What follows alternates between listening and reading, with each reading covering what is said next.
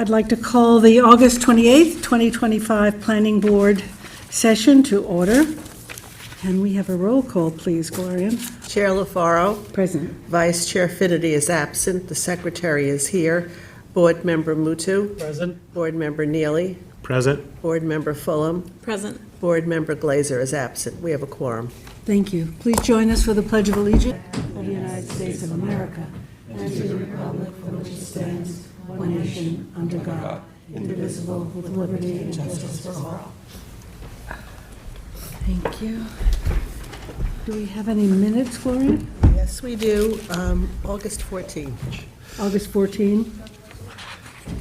Motion by George, second by Kate. All in favor? Aye. Opposed, abstentions, 5 in favor, 2 absent. Okay, we're going to go right into the agenda. Number 1, Cedar Field, Lot 13. Anthony, that was you. I have it up here on the screen.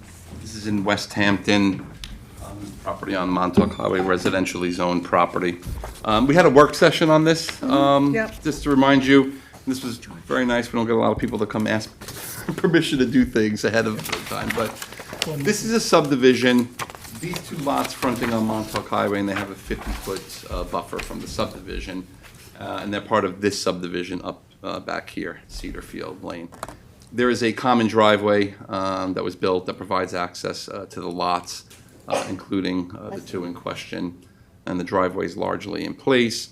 If you recall, we had a discussion. This is the last property to be built out that looks like a trailer or a truck or something. It's not a house, for which they have building permits, have their clearing. However, you know, the utilities for the water main came up to a certain point on this property. It's been vegetated, it's been paved, it's been completely treed. It looks beautiful.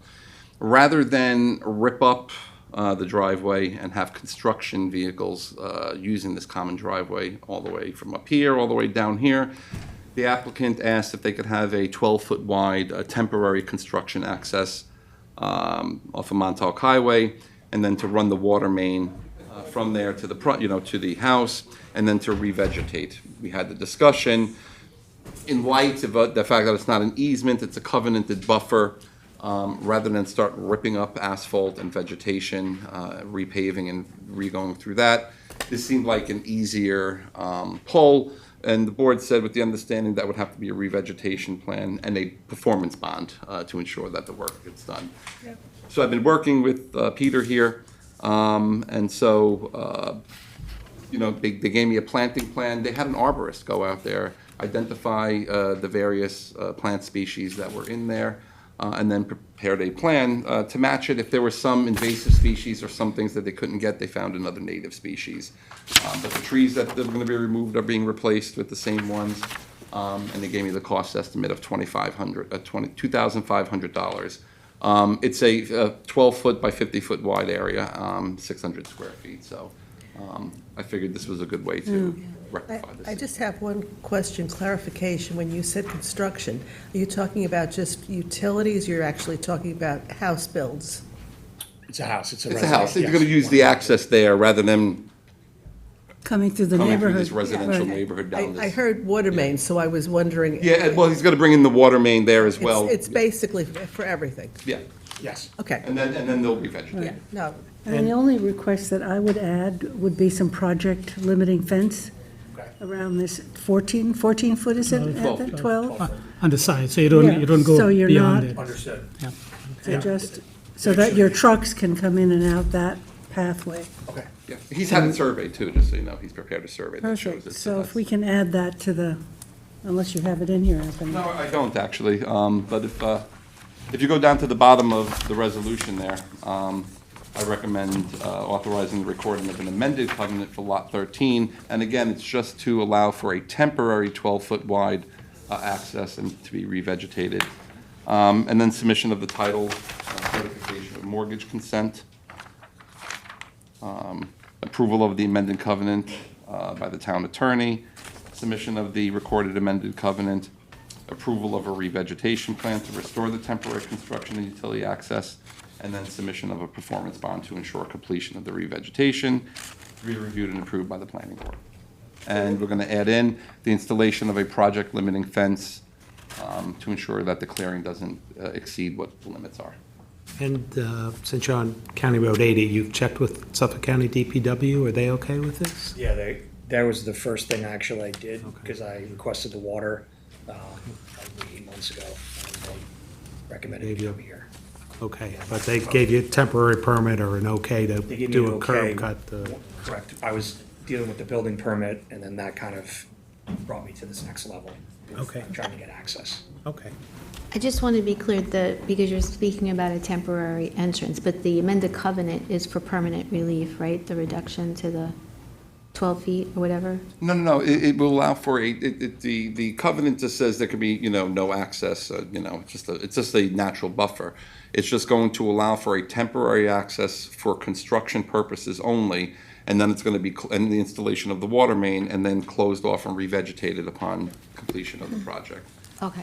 So it'll just be, it'll stay as is with the exception of? With the I just exception wanted to make of. sure I understood it, okay. I was going to ask about that too, in terms of the legal mechanism. Do we have to modify the covenant, or can we do a temporary, so it doesn't get recorded as a modified covenant and then we have issues later? The best way to do it, because then we would be allowing them to break a covenant knowingly, so like, the best way to do it would be to amend it, but if we write it like you're saying, it would just be for that one instance, like if they tried to use it again for temporary Should we construction. amend it back? We could amend it, we could ask them Are to the come back and conditions? amend it, or we could just have it sunset. I see. Otherwise, to revert back to, after this, we can refer to this one approval, and once the CO is issued, the covenant language reverts back to a permanent closure. We'll Right, just, I that's just wanted good. to understand it for that good. reason. Yeah. So with that Clear? change, I would- Everybody clear? Great. Okay. Thank you. Any other questions from the board? Okay, motion Yes, thank you. to approve? Motion? I'm sorry. you could keep Anthony? going. Yeah, keep going. I have Yeah. one more after that for this. Oh, you have, do you want a separate one for the bond? Yeah, I have one, yeah. I'll do a Okay. separate one for the bond. Well, let's take a vote on this. Motion by Tom, second by George, all in favor. Aye. Opposed, abstentions, 5 in favor, 2 absent. And now the performance bond. So I say the planning board accepts the landscaping cost estimate dated August 31st, 2025 by North Shore Tree and Landscaping in the amount of $2,500. And that you would recommend a town board acceptance of the bond and security agreement in the amount of $2,500. I just put in there for an obligation date set at 18 months beyond. That should be more than enough time. And he said he wouldn't need that much time. So should it be done before that, they'll get his money back sooner then. I'm surprised you got this for so little money, $2,500. It's not a big area at 600 square feet, so Yeah. believe it or not. And we also were pretty fortunate, there's not a lot of vegetation on certain aspects of it. There's, we had enough spacing for, which I think described last time. But you have a nice lane of 18 feet that doesn't require a lot of removal. It's more towards the front, which kind of denotes this amount. Great, okay. So motion to approve the bond by Kate. Second. Second by Gloria, and all in favor. Aye. Opposed, abstentions, 5 in favor, 2 absent. Thank you, that's it. Appreciate it. Thanks for coming in. Anthony, Jane Firth? Yep, just so the board knows, I'm just still waiting, and I spoke to the applicant about this. I'm still waiting for Carabac's and Janice's referral comments because it involves the whole CPF issue and the affordable housing, so I want to make sure we incorporate that. So we're going to do an extension until September 11th, 2025. Okay, motion? Motion. By Kate, second by George, all in favor. Opposed, abstentions, 5 in favor, 2 absent. Okay. Seth?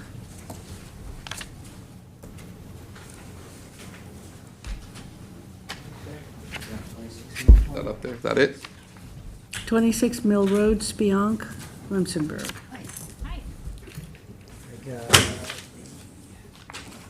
The report, it's, I noticed on the agenda, it says, consider completeness, it's considering the pre-app report that was in your, the agenda. I printed up another version, some more referrals came in the interim.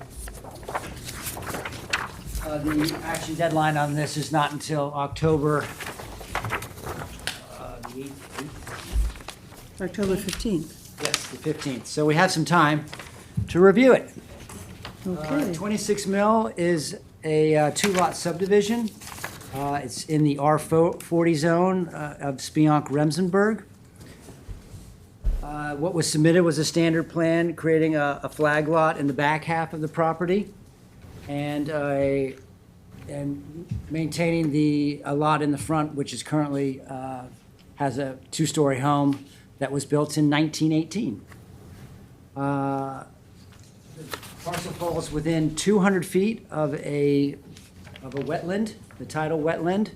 This is a hand-dug duck pond from the early 1900s. Can you put the wetland overlay on there? You know, The it's- line is? this- There's no tidal wetland overlay. None? It's the DEC wetlands boundary, but that was created in 1973. So how far in does it go into the property? We don't know. We don't know. He's saying 200 feet, but there's nothing showing that. Teresa, you have any sense on that? Based on the aerial photograph, you see the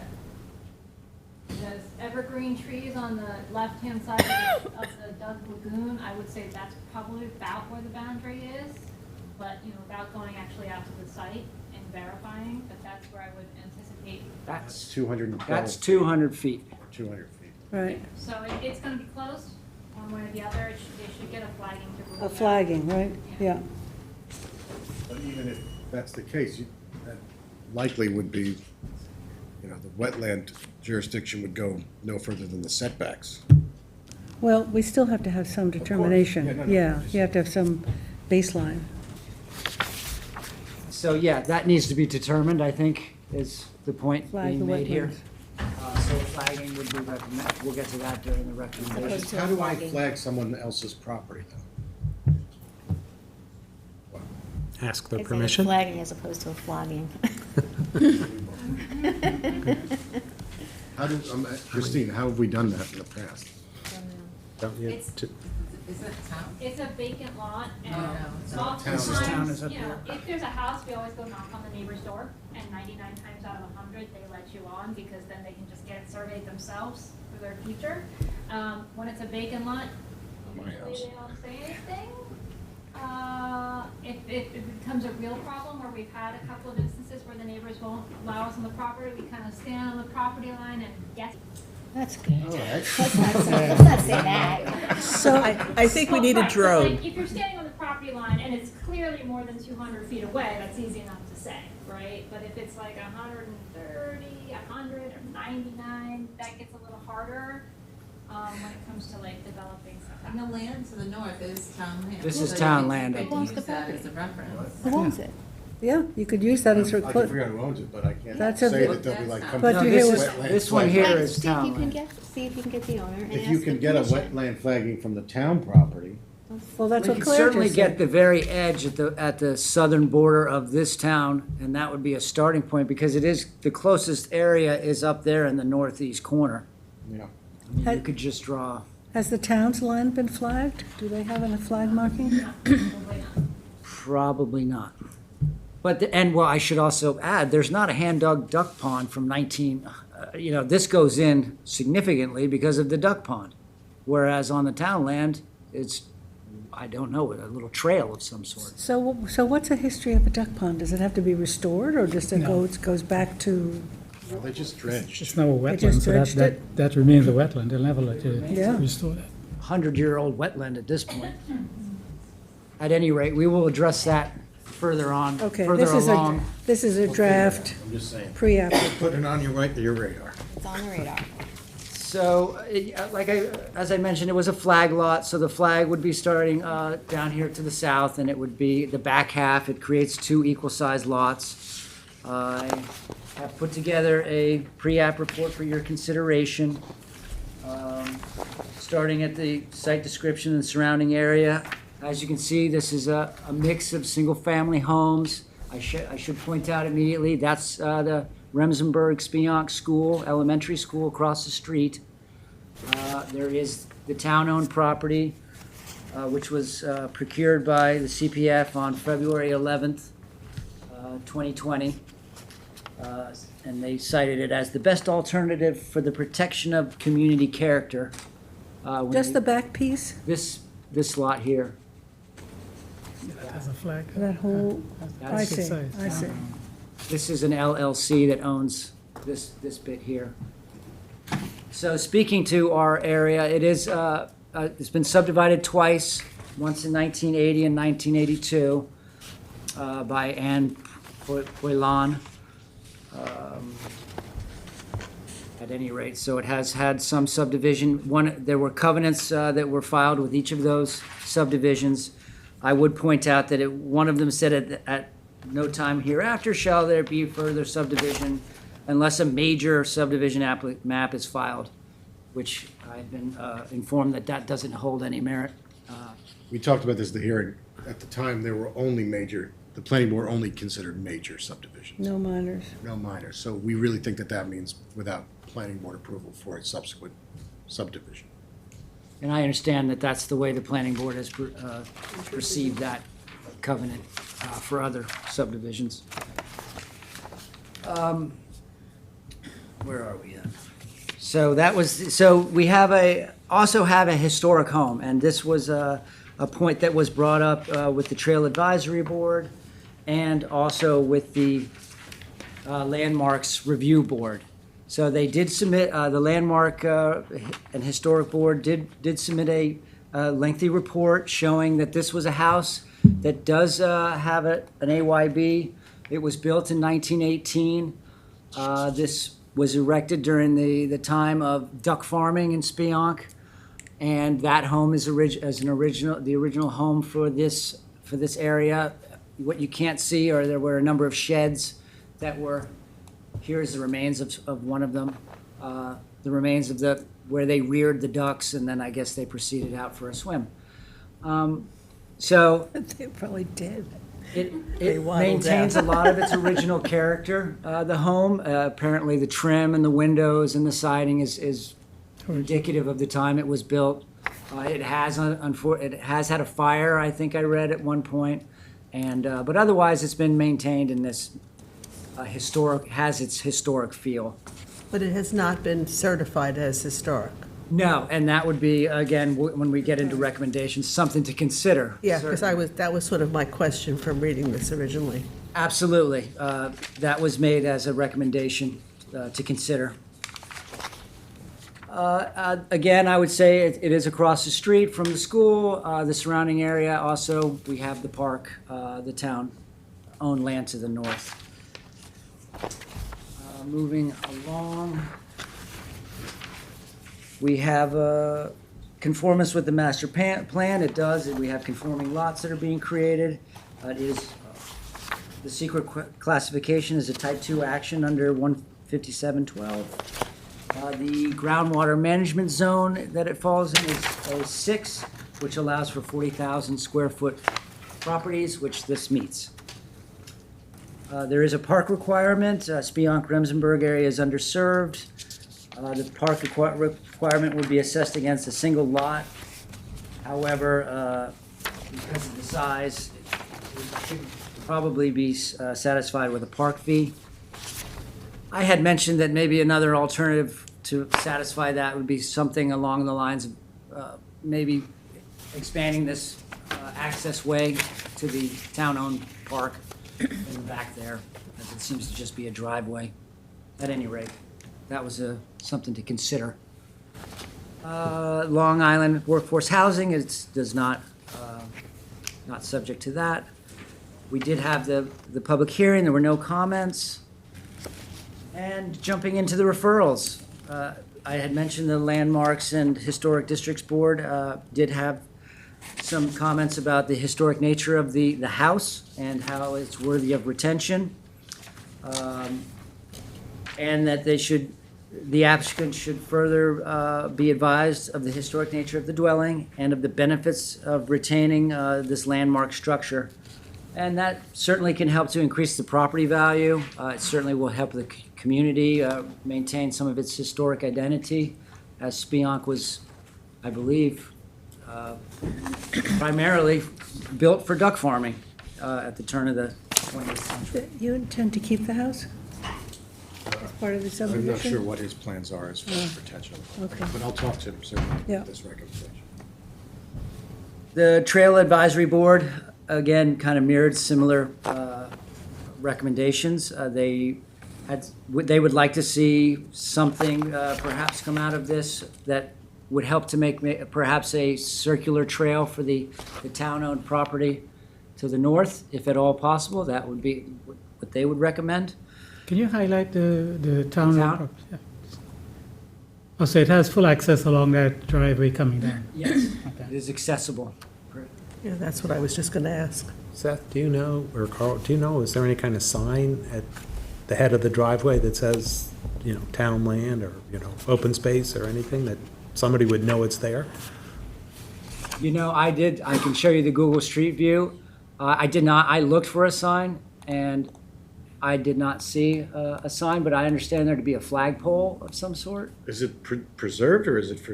Is it CPF or Yeah, preserved? CPF. It's CPF, so it's not usable for recreation. Yes, it is. Purchased for that reason, No, it's set to preserve historic character, Yeah, so that it's not. so then it's not a parkland per se. No. Okay. Not good. So, Okay. no, so that's the access. Yeah, I'm not sure that that's right. I think you can't use it for anything but passive, Okay. but I, passive, yeah, so no So- active recreation. So that would preclude having Yeah, a but you a can still trail. go no, walking. no, that would not. Oh, okay. That's, I think I'm correct, but I'm not, About I'm- what? I'm that sorry, it Gloria. could be, you could use it as a trail. It's possible. They usually have to mean, I got- document that purpose in their acquisition resolution. So I don't know what was done. In the town's open space They resolution? purchased it for CPF. Yeah, we normally do trails. Yeah. That's So that might be, understood. it It's might be not- part of it. Yeah. Doesn't mean it can be used as a park, but if there's a trail, that's possible. Well, that's passive recreation. So there's no link to any anything other else. trails I here? should pull up the trails.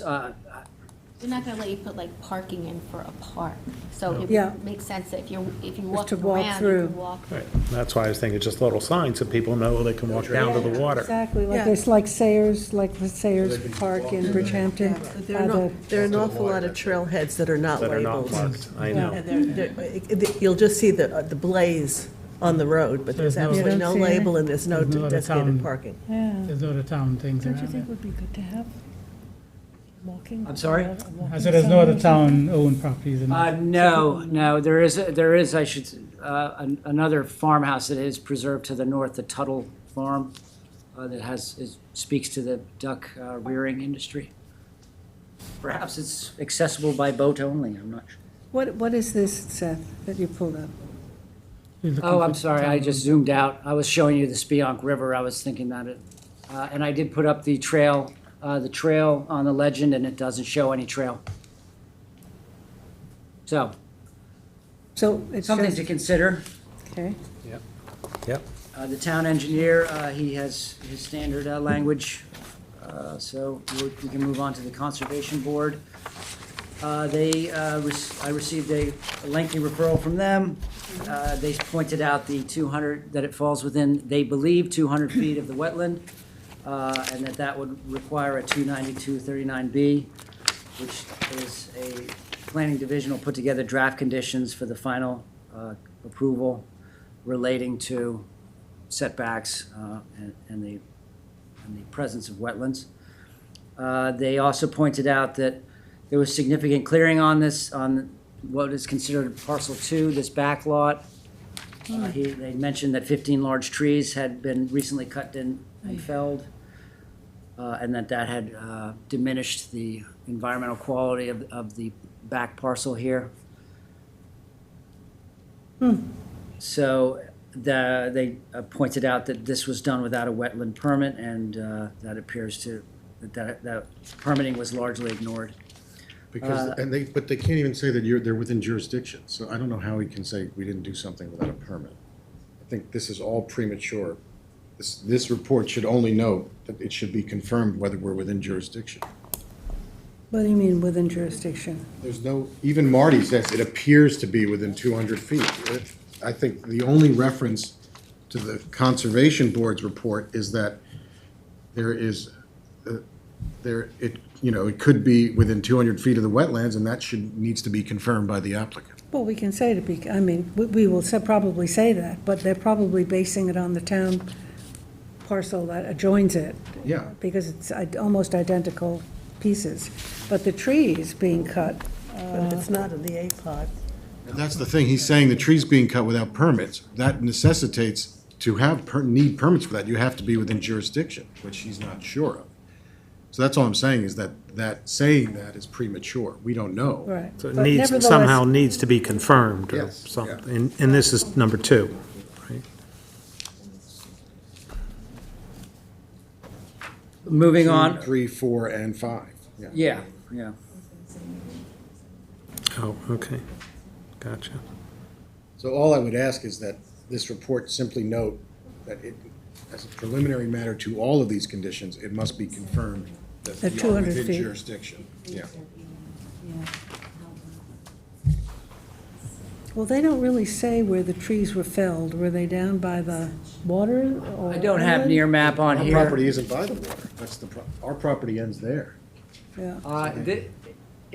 I've seen it on another satellite view where it's a sweeping kind of sea right here that's with the machine clearly visible, and this is sand, sand, and sand. So you think that's where they might have been removed? You think? Yeah, honestly, no idea. can You try. can see it's rather denuded there. Somehow he's got a count of trees, and perhaps he was on or around that property and saw it. I'm not sure how the specificity was achieved. So what you're trying to achieve, Carl, is to say, that, the Conservation Board did do an inspection. They can say with certainty that they observed felled trees. There's a question about whether they were authorized to, and they can also observe with fact that, and, within their jurisdiction, that felling those trees could impact the environmental quality, right? So it's two separate issues. I get what you're saying, where yeah, but they can make their observations, but they can't make the, they can't make the assertion about without authorization because they don't have need a permit or no permit in hand. Well, I think If you- that's where we would reflect that in our recommendations. Yeah. Because Right, but their comments are Conservation Board here, wrote what they right? wrote, so that's part Right. of I'm it. not saying, We they can't wrote change what their they wrote. report. You can't change But their in our report. recommendations on the draft, then That's we'll, which, It should we'll note that make a that has to be clarif- confirmed. We'll yes, make a that's where I clarification. think the appropriate place to do that, Right. not here. No, you can't change, they wrote that. That's the, That's where we're I'm going. just saying in the recommendations, Yeah, okay. yes, thank you And we very much. haven't reviewed that yet, so. Seth, I don't know if there's some historical data on this, but does the town have any specific environmental recommendations for prior duck farms that were highly pollutant operations? I would have to look into it. I believe these have been out of operation for so long that I'm sure at this point it's reverted back to, but I can check and see if there was any remediation that's required. Is that where you? Exactly, because we had a couple of other duck farms. I mean, Dave Wilcox might know. Certainly worth looking into if there's something that could help to. Like recommend a soil testing. Whatever they required, I mean, because these were really toxic farming operations. Pond. the pond is And usually right, goes. and right in that pond, yeah. But the pond's The not. pond is not in your, Pond I is not understand, your- but just right. saying, We're usually giving you an the pond overview, Carl. I got it, I just To wanted get to make a sure. whole context, Bleeding right? as he's sitting there. Something else to, Do you need a snack here? I don't know, the river could be pretty polluted too, you know. I said the river could be polluted too, maybe you need to clean it. Yes, I'm sure. It's not our river. Well, speaking to the pollutants getting into the river, they also suggested any new homes should have the IA. Well, that's Wastewater required. That's required. But that's required by the county. Okay, so we can move on then from the Conservation Board. The Department of Public Safety has pointed out it's served by water mains and fire hydrants and accessible by Mill Road. Eastport had no concerns. The Highway Department likewise, no concerns. So getting into the recommendations, I think we covered the first one that said we would like to inform the applicant of the historic nature of the parcel at the parcel number 1, and that they should perhaps explore landmarking as it could increase the property value and preserve the historic identity of the area. The second one, the subject parcel I think we have to say is within 200 feet. We have to say is- confirm. Is thought to be within? No, appears just to be. confirm.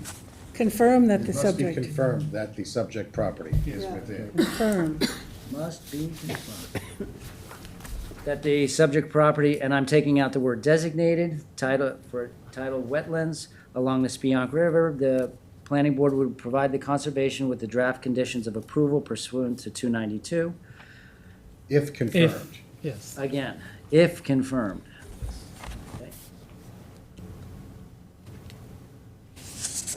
Number 3, recognizing the recommendations of the Conservation Board, oh, here we go, and taking into consideration If the confirmed. possible. No, you're taking it into consideration, a 200-foot setback to the wetlands, that's okay. Conservation buffer of 50 feet along the eastern property line, that would be this back here. Lot 2 should be considered to create a vegetative barrier upland of the Spionk River and the delicate wetland ecosystem that has been heavily disturbed by indiscriminate tree clearing. Well, again, we don't know that I tree would just clearing is strike. within, Like that, You can Delicate always refer to the wetland recommendation. ecosystem, period, right? period. Okay. The final approval of the subdivision map will be conditioned upon the submittal of a site disturbance application to the planning division with an updated survey depicting the current site disturbance. I'm sorry, with 3, are we referencing if confirmed, the 200 feet again? I think it's because we're just taking into The consideration Conservation Board's recommendation. that it's not a foregone conclusion, Okay. recognizing the recommendations of the Conservation Board. What do you think? I'm a little bit torn as if it should be in here, but. Yeah, I know. May be considered to create, not How about should, just may be Recog- considered. I would just- Recognizing the you have their recommendations. recommendations, right? I would strike 3 and completely, and then if confirmed, you can always refer back to them on the final. I would leave it in, otherwise it'll get totally lost. Just say if confirmed, it's the same situation. If confirmed. 2 and 3, if confirmed. Yes. Okay. But let's assume it's not confirmed. Do we still want the conservation buffer of 50 feet? I mean, I would argue that there's no nexus for establishing a conservation buffer if you're outside Okay. wetlands jurisdiction.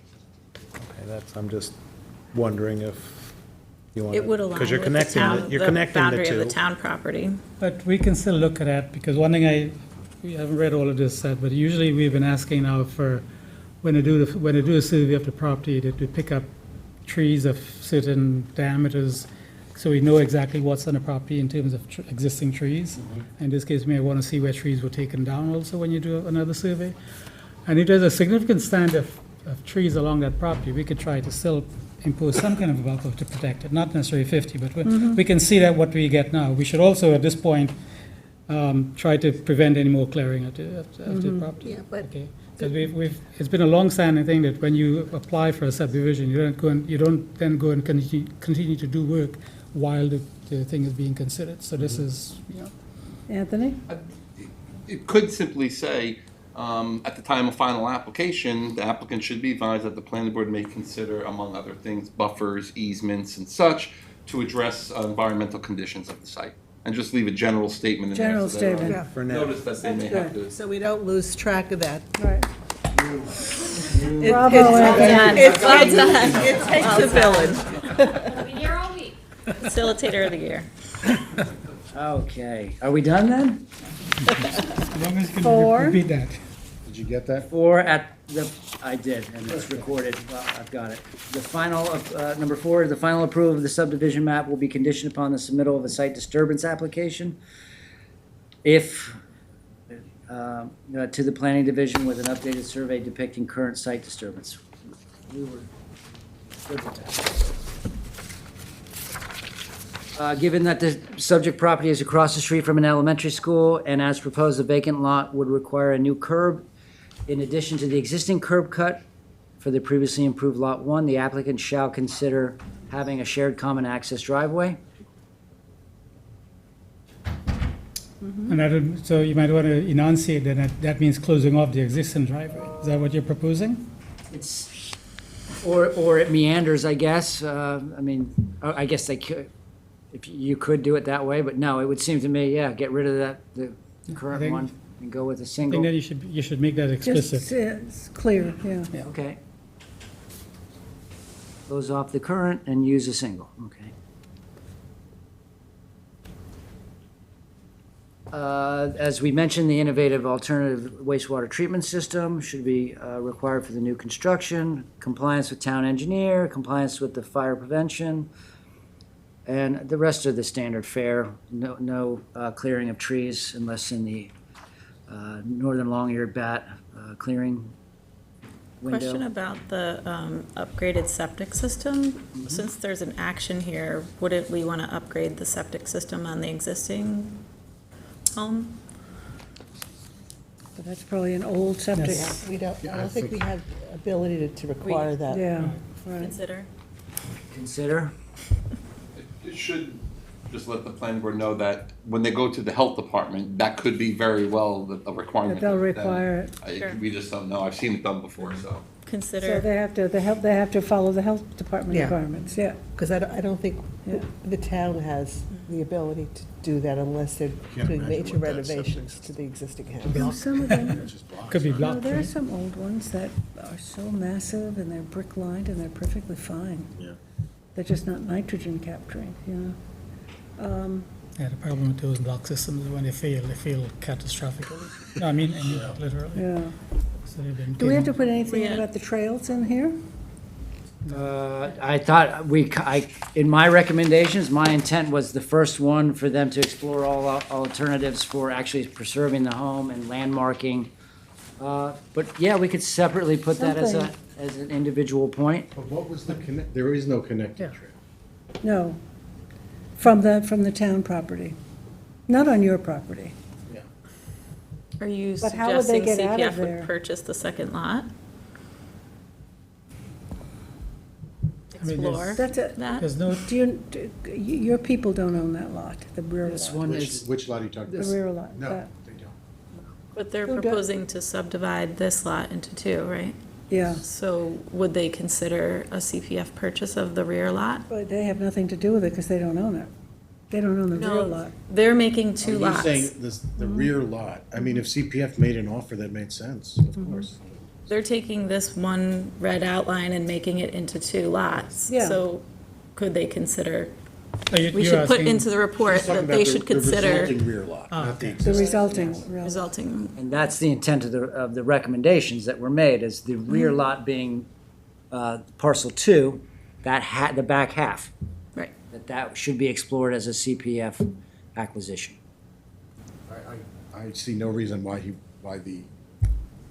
my client wouldn't consider an offer from CPF. For the So right, for the right price. is there a finding for that here in the sense of master plan, or because this is sensitive wetlands, or? Well, I mean, can they just recently purchased the adjacent property. 2020?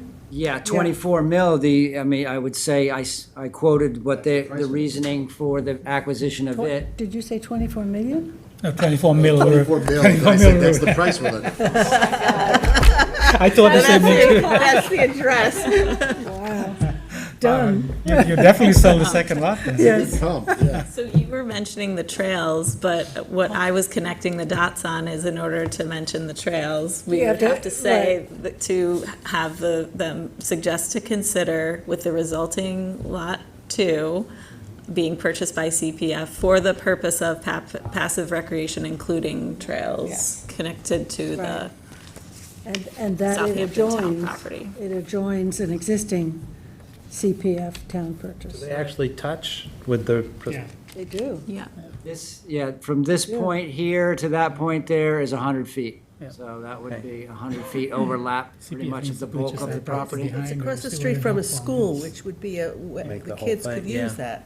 That's the thinking of the Trail Advisory Board. I'm sure they were envisioning a nice trail for the school kids to get out to the river. At any Jump rate, in. that's the entirety of the report. I can make these modifications and bring it back to you, or we can approve it with modifications. Seth, there was one thing that we talked about, or I talked about. We've been asking the applicants when they do the final application to show location of any significant trees on the property. I'm not sure what the diameter breast height we've been using. Maybe Teresa can fill you in on that. Just so we have an idea of what's there, and also pick up, if possible, anything that has been cleared in the last, very recently, so we know what's been taken down. Tree inventory? So, yeah, an updated survey showing the level of forestation or vegetation and with specific tree DBH. Calipers? Yeah, what caliper Yeah, have we particularly if there are been big asking trees for? there, yeah. Usually we look for anything over 18 to 24 inch, 18 inches or 24 inches, anything over that is usually something that we want to see on. So let's say 18 inches then, if you're okay with Well, it. Sag Harbor has 12 inches for a tree permit, just to let And you know. you're working on that We are legislation. looking at that. I mean, but I'll go 18. Well, let's try to be, 12 is good. let's try to be consistent with 12 what we can is- do with yeah. concept 12. 12 is substantial. Yeah. Well, and we have a precedent in another nearby municipality to say that. Yes. Okay, 12-inch DBH at 4 feet, at 4 foot height. Okay. So Seth, I'm recommending that you revise this and get it back to us. You have an action deadline in October, so Yes. let's make plenty of sure time. Yeah. we have all of these changes in, Yeah. Next meeting, I guess, would be, if you can get it done, yeah. will be done. They're with the fresh. split. Thank you, Carl. So no action on this, we're waiting for a revised plan. Okay, Anthony? we're at Bocce. We're about you. Pietradura, The applicants couldn't be here today. Actually, they asked, when the planning board gets some time, if they could go out there and check. It's hard. Do they really want me to try to get there at I 7 hear it. o'clock It's going hard. west I hear on you. a weeknight? It was easier for me, so I've been Yes. there once. I'm going to check it out again just to see. George didn't get a chance to go. He'll check it out. I've been there, Okay. I mean, not super recently, but they've been there for a long time. So they've asked for an extension. They're going to put together, I think, a plan to sort of propose what they think they could possibly do to sort of help with the situation. It wasn't so bad when I was out there. Just sort of looked like people hanging out, playing bocce ball. but the concession building, Yeah, there is an that's opportunity to relocate that. 100%. Yeah. And so they're looking at that. Yeah. Yeah. Can you blow that up a little, Seth, The back please? half Back then? to- yeah. Do you see to the concession west, thing. that concession building? That can be moved so in the back. What's the cage thing? Look, It's a bench. I Oh, think is it's it a like a bench. stadium, seating? Well, just a seat. It looks like strange. And is it But that light? would at least get it away from the Oh, it's residents. a pergola, right? It's the shadow of a pergola, it Yeah. looks to me. Is it? For shade, yeah. Open roofed yeah. Like a trellis. Okay. For, I don't know what. Pergola. Have Yeah. signs, I better. guess it would offer Couple shade. structures obviously back there, and but Lighting? Do they have like, they don't have the lighting that's on the site is per the approved site plan. The lighting that they had back there was some string lighting hanging up actually, so it wasn't any floodlights or anything like that. But they asked for an extension until September, the second meeting in September, the 25th. So, So do we have to notify them if we go? You could just let me know, so I know that you're going. And So you'll I come for can- protection? I will come to protect everybody. He'll come and show you how to play bocce. Bocce ball. I know how. So do I. again, maybe unrelated to our jurisdiction, but the last time I was there, there was a definite scent of sewage in the air, and so just wondering about the status of their septic system and whether that needs to be upgraded. I'll look into it for you. Thanks. Duly noted. Okay, so extension to September 25th, motion Motion. by Gloria and second by Tom, all in favor. Aye. Opposed extensions, 5 in favor, 2 absent. Vanderbilt Park is off, number 5. Prena, you're 6. 7080 Scuttle Hole Road, that's on, right? Yeah. For 70 and 80? Yep. Scuttle Hole? 1780 Scuttle Hole? 70, Scuttle Hole. 70 and 80. This is the two lots that are being developed in that area. And that- For the school, the. Yeah, the school, autistic. educational service use, the offices and affordable apartments. Like a special exception, There's a giant building going up just to its, I guess, southwest. with a yeah, big- that's it. Yeah, a big turret. What is that? The office? Scuttle Hole Business Park. Yeah, I mean, I A know we business park. reviewed it, but when I drove by there, I was shocked at its size and how big it is. I'm gonna probably refer to Yeah, that. they skip the industrial buildings in the back. In the back. And then the front is office. They're putting the septic system in as we speak today. The cranes were digging up. Right, right. So can you identify yourself for the record? Yes, Brant Reiner from Nelson Pope and Voorhees, here on behalf of the applicant. So in front of you is the draft staff report. We've been reviewing this, it seems like quite a bit lately. It's secret review, I think in June. How come I don't have one? Oh, you don't have one? Oh, Keep that mic close to you. You passed them along. did I really? Without taking them. Passed yourself by. I'm sorry. So this is the two lots being improved at simultaneously, mixed-use structures in the OD district with shared access and cross-access. I have this small plan if you need to look at it, might be easier. Will require sewage credits from the county because of the overage in density for both of the lots.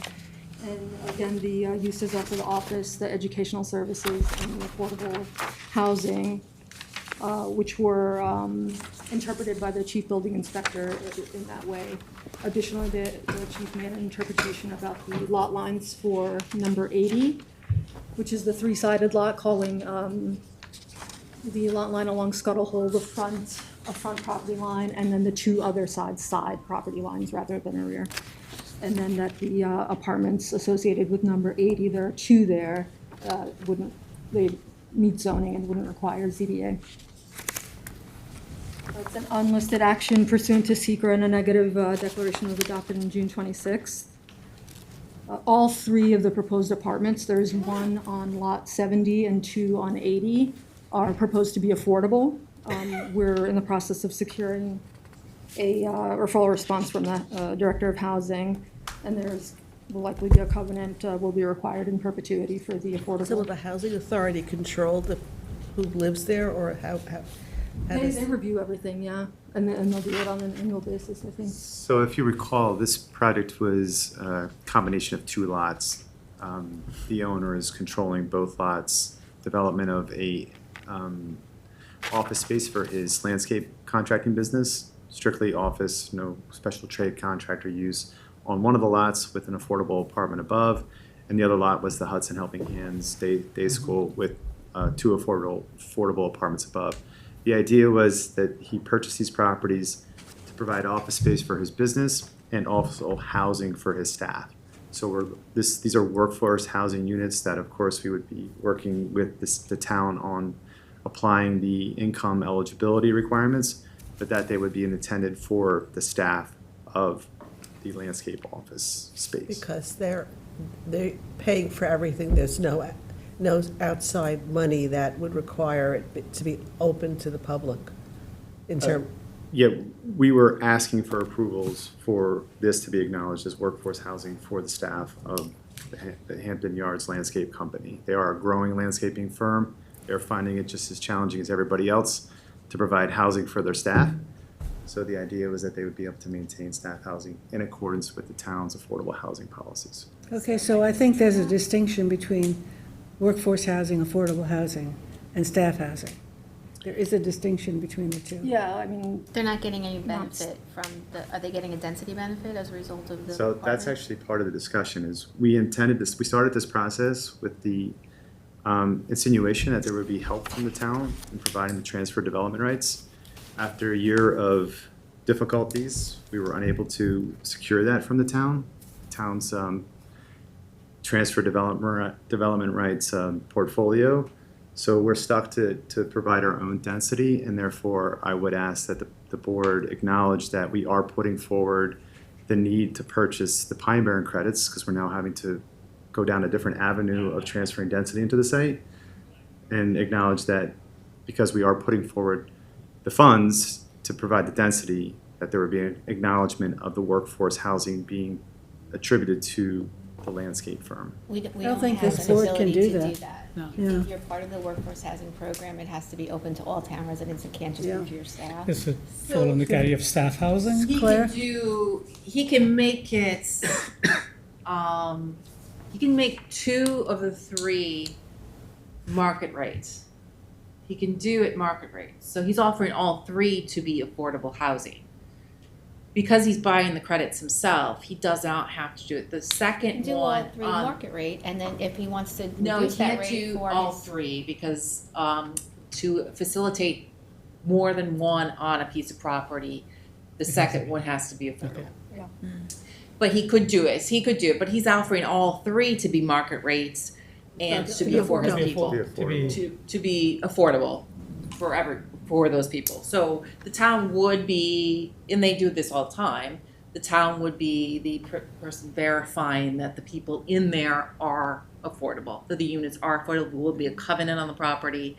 But he could rescind that offer and do 2 market rate and 1 affordable. I and think, then that would be I think the done. difference in this, Claire, and correct me if I'm wrong, is that he's asking for this then to be limited to only people who are employed by the landscaping company and not anybody else, Staff housing. Right. which I'm not sure how that gels with the whole affordable. Yeah. And this is a good question, and this is great, she's put this on early. We could actually ask Kara to clarify this very specifically. Yes. Yeah. So let's maybe put it as a question mark. I mean, Yeah, 'cause we do staff housing, I'm sorry, Go for, ahead. for horse farms and so on. I'm not sure if the equivalent here would be staff housing for the landscape company and how that works. So this is one of those scenarios where I think the code hasn't caught up with our growing pains on the east end. Because we do offer staff housing for golf courses, horse farms, and other Yes. scenarios, Yeah. restaurants. What's in the code? Yeah, but the code hasn't caught up with the needs of the other industries that provide services out here as well. But if I could also offer, I've had other projects where my understanding is the owner is in control of the rentors that go into these affordable housing units. They work with the town housing authority on being vetted, but that it's ultimately the say of the property owner as to who is placed into the unit. Through Kara's office or through Curtis? No, through Kara's office. Yeah, and I think he's right. I think he's correct. That may be, Yeah. but nothing I've ever seen here that says that it has to go through our chapter, it's guided by chapter 216, will allow anybody else to dictate who can go in those apartments. If Kara says that we've done that and she believes that we can, that's fine, but that's a discussion that needs to be had for sure. Yeah, okay. Yeah, I mean, I guess. Yeah, because it's a different animal, it's Yeah, different staff my- housing. Where my question was coming from, when this company makes an offer to someone for employment, we're gonna pay you extra amount of money and you get a free house, a free apartment. I don't think that was the model. I understand what you're saying, but they have hundreds of employees, so they need to house the employees that they have. I think I understand what you're saying, is it's a Yeah. perk to get people in the door, but But that you're- is not the intention at all. Okay, so you're saying that they would go, they have a multitude of people that really need housing, Yeah. and they would go through the housing authority to vet them, and those that were vetted would maybe get put on a list, and the first 3 would get apartments. Yeah, I mean, generally, yes. Most of those employees, being that they are on the lower income of, Yeah. operations, they would qualify under the income housing standards based upon whatever threshold is set, moderate, middle. I don't think we'd have to go down to low income, but, most of these employees would qualify just regardless. So what we'd be They would asking. have to go through They'd that have to apply. process. Yeah, they'd have to apply, and they'd have to meet the town standards. Yeah. And again, going back to, the idea is that my understanding is that the owner of the building has the ultimate say as to who is the tenant. And we can get clarification from. I Yeah, think we that's need what, that. we need clarification. Yeah. Yeah, Also, and I in think our you- referrals you process. think Yeah, and correct. this is sort of a nuance for us, so. Yeah. We're trying to understand how it's, I Yeah, mean, it's great, but we want us to understand. Originally, when I started this project, like the perfect scenario for everybody, on our team would have been that this is just staff housing. But that's not really what it is. It is affordable housing, meeting the town's affordable workforce housing policies.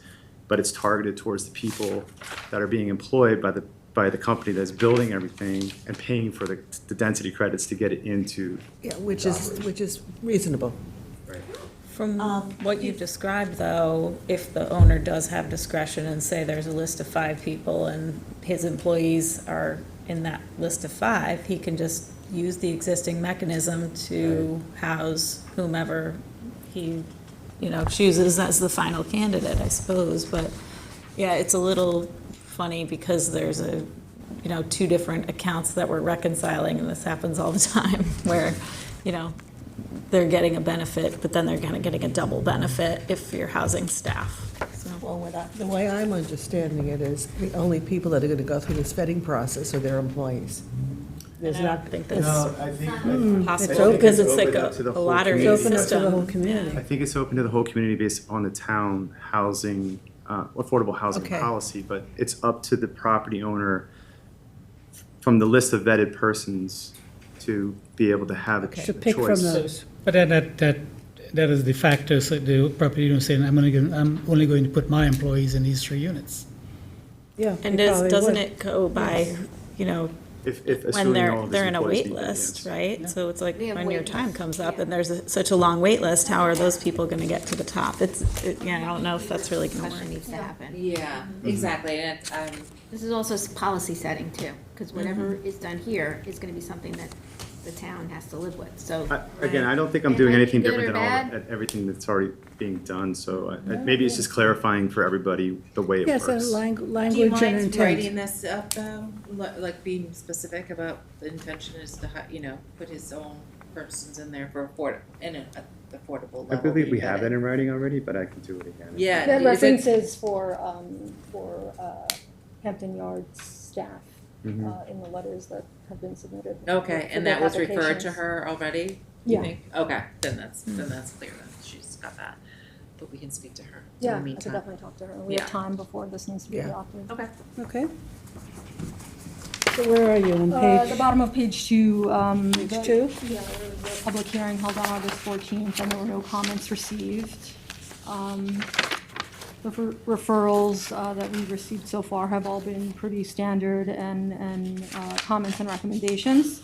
The ARB approved, indicated approval, no response from the CAC or the Fire District or DOT. The Suffolk County Planning Commission indicated it's a determination, a local determination.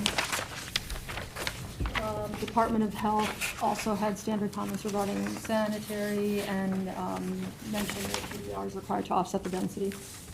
The town engineer also had, Bunch. did you have a question? Lots of stuff. No, he had Yeah. lots of stuff. I copy and pasted this time instead of Yeah. saying see attached, so Good. it's even longer. Standard comments about curbing and drainage, and also included that the cross-access easement include the driveway, the entire driveway to Scuttle Hole Road, since it's shared access. The fire marshal recommended the shared access driveway be designated as a fire zone. And town highway had no recommendations at this time. And I requested the referral a little late, but we'll wait for housing to get a response from Karen. That's obviously, after our conversation this afternoon, is pretty important. Sorry, I'm just looking at something on You the go plans ahead. based upon your comments. Oh.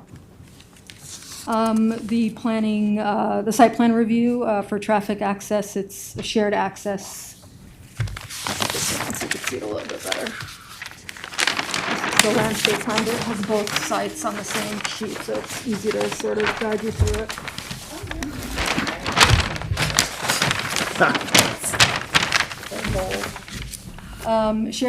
Shared access here, and it's far enough away from the intersection of Montauk Highway. Parking, we discussed pretty thoroughly during SECR, Where but are you? I Page just 7 got to going page into Page 8. 7? Okay. At the bottom of 7, I You're just going got through to the top planning of board page 8. issues. Yeah, that was site plan review. So overall, for both lots, there are 39 parking spaces required, 34 have been proposed. It's a question mark, 3 of those proposed spaces are land bank, but two of those 3 are within the front yard, the front principal building setback and the transitional yard. Having said that, it's a portion of one of the parking spaces, 2 of the parking spaces, because it's on an angle. So you need to provide 3 parking spaces for the apartments, is that correct? Well, yeah, so what the board can do, given the code and the special exception, is waive 6 of the spaces, which are the requirement for the apartments. You can waive 6, designate 1 per unit on their respective lots. That'll take care of 3. a bulk of it'll take care of 3 or 6. There's 6 over. Yeah, so they sort of have a credit for 6. But if we sort of disqualify 2 of those land bank spaces, there's still a space short. Again, it's a portion of one of those parking spaces. It catches the corner because of the angle. But there are options. I mean, if you have shared access with the church across the street, which has been discussed. I looked at the code after we reviewed it during SECRA. There will need to be a formal agreement there. It can't just be sort of spoken. So that could happen.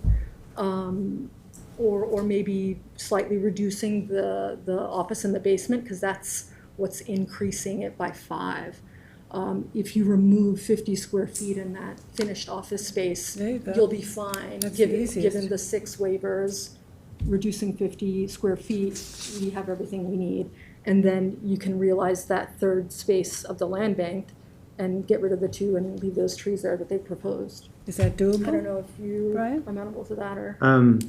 We're open to discussing all the options. I would just like the board to understand also that if you've driven by the site, you can't even see into it right now with the hedgerow that's there. The intention is to maintain that. And then where you do cut in the curb cut, as you can see here, there is a solid hedgerow that would go in front of that landscape parking. And what Prena is talking about is one of the spaces is literally a tiny triangle that is within the front yard setback. The other one is obviously at least half in the front yard setback.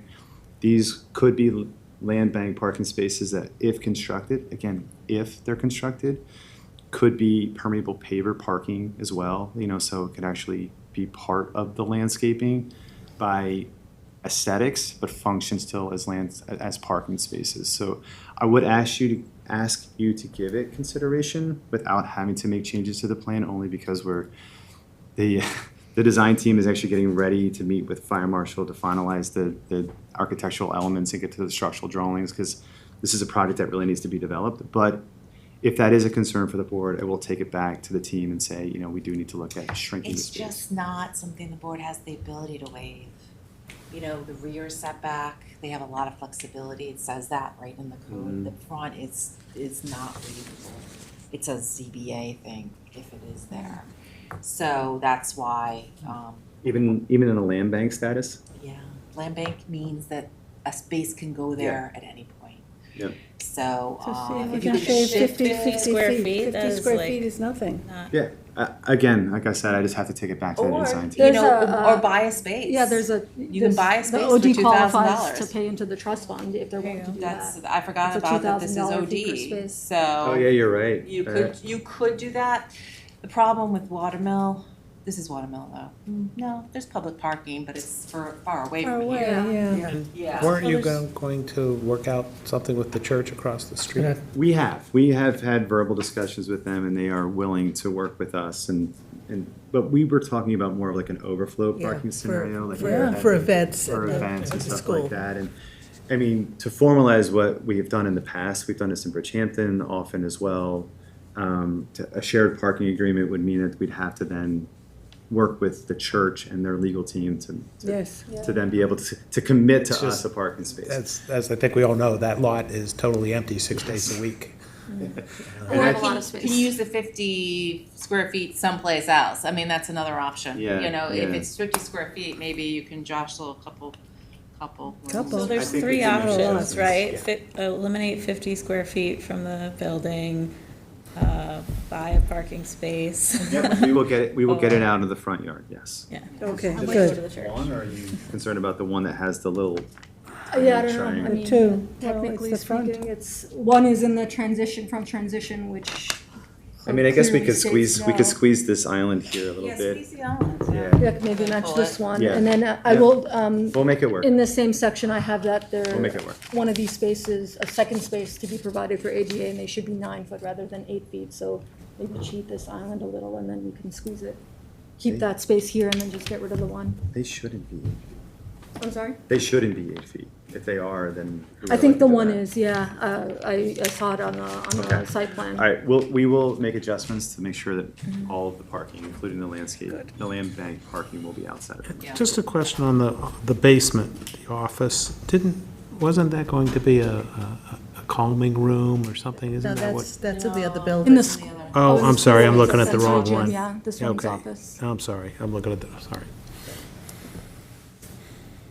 Okay, so Okay, adjustments and the removal of one space. Yeah, we will adjust it to make sure that all the parking is outside of it. We covered the ADA, landscaping and screening, it's very well landscaped. All the trees that are proposed are 6 to 7 inch calipers. Like a half dozen or roughly 20% are native, mostly native shrubs, and then ground cover.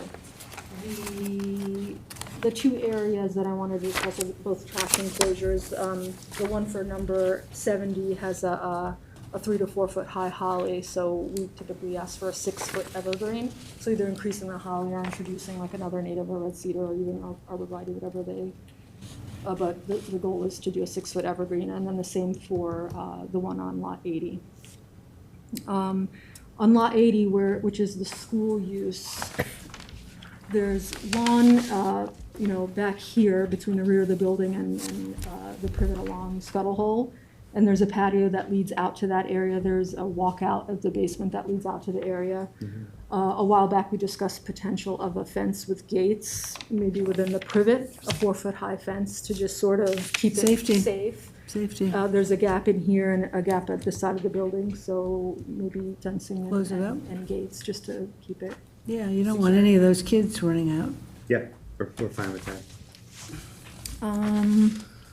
Master plan features, I'm just gonna skip ahead where the real issues are, so we don't need too much time. The lighting, the fixture, the specifications look good, 10, the middle of 10.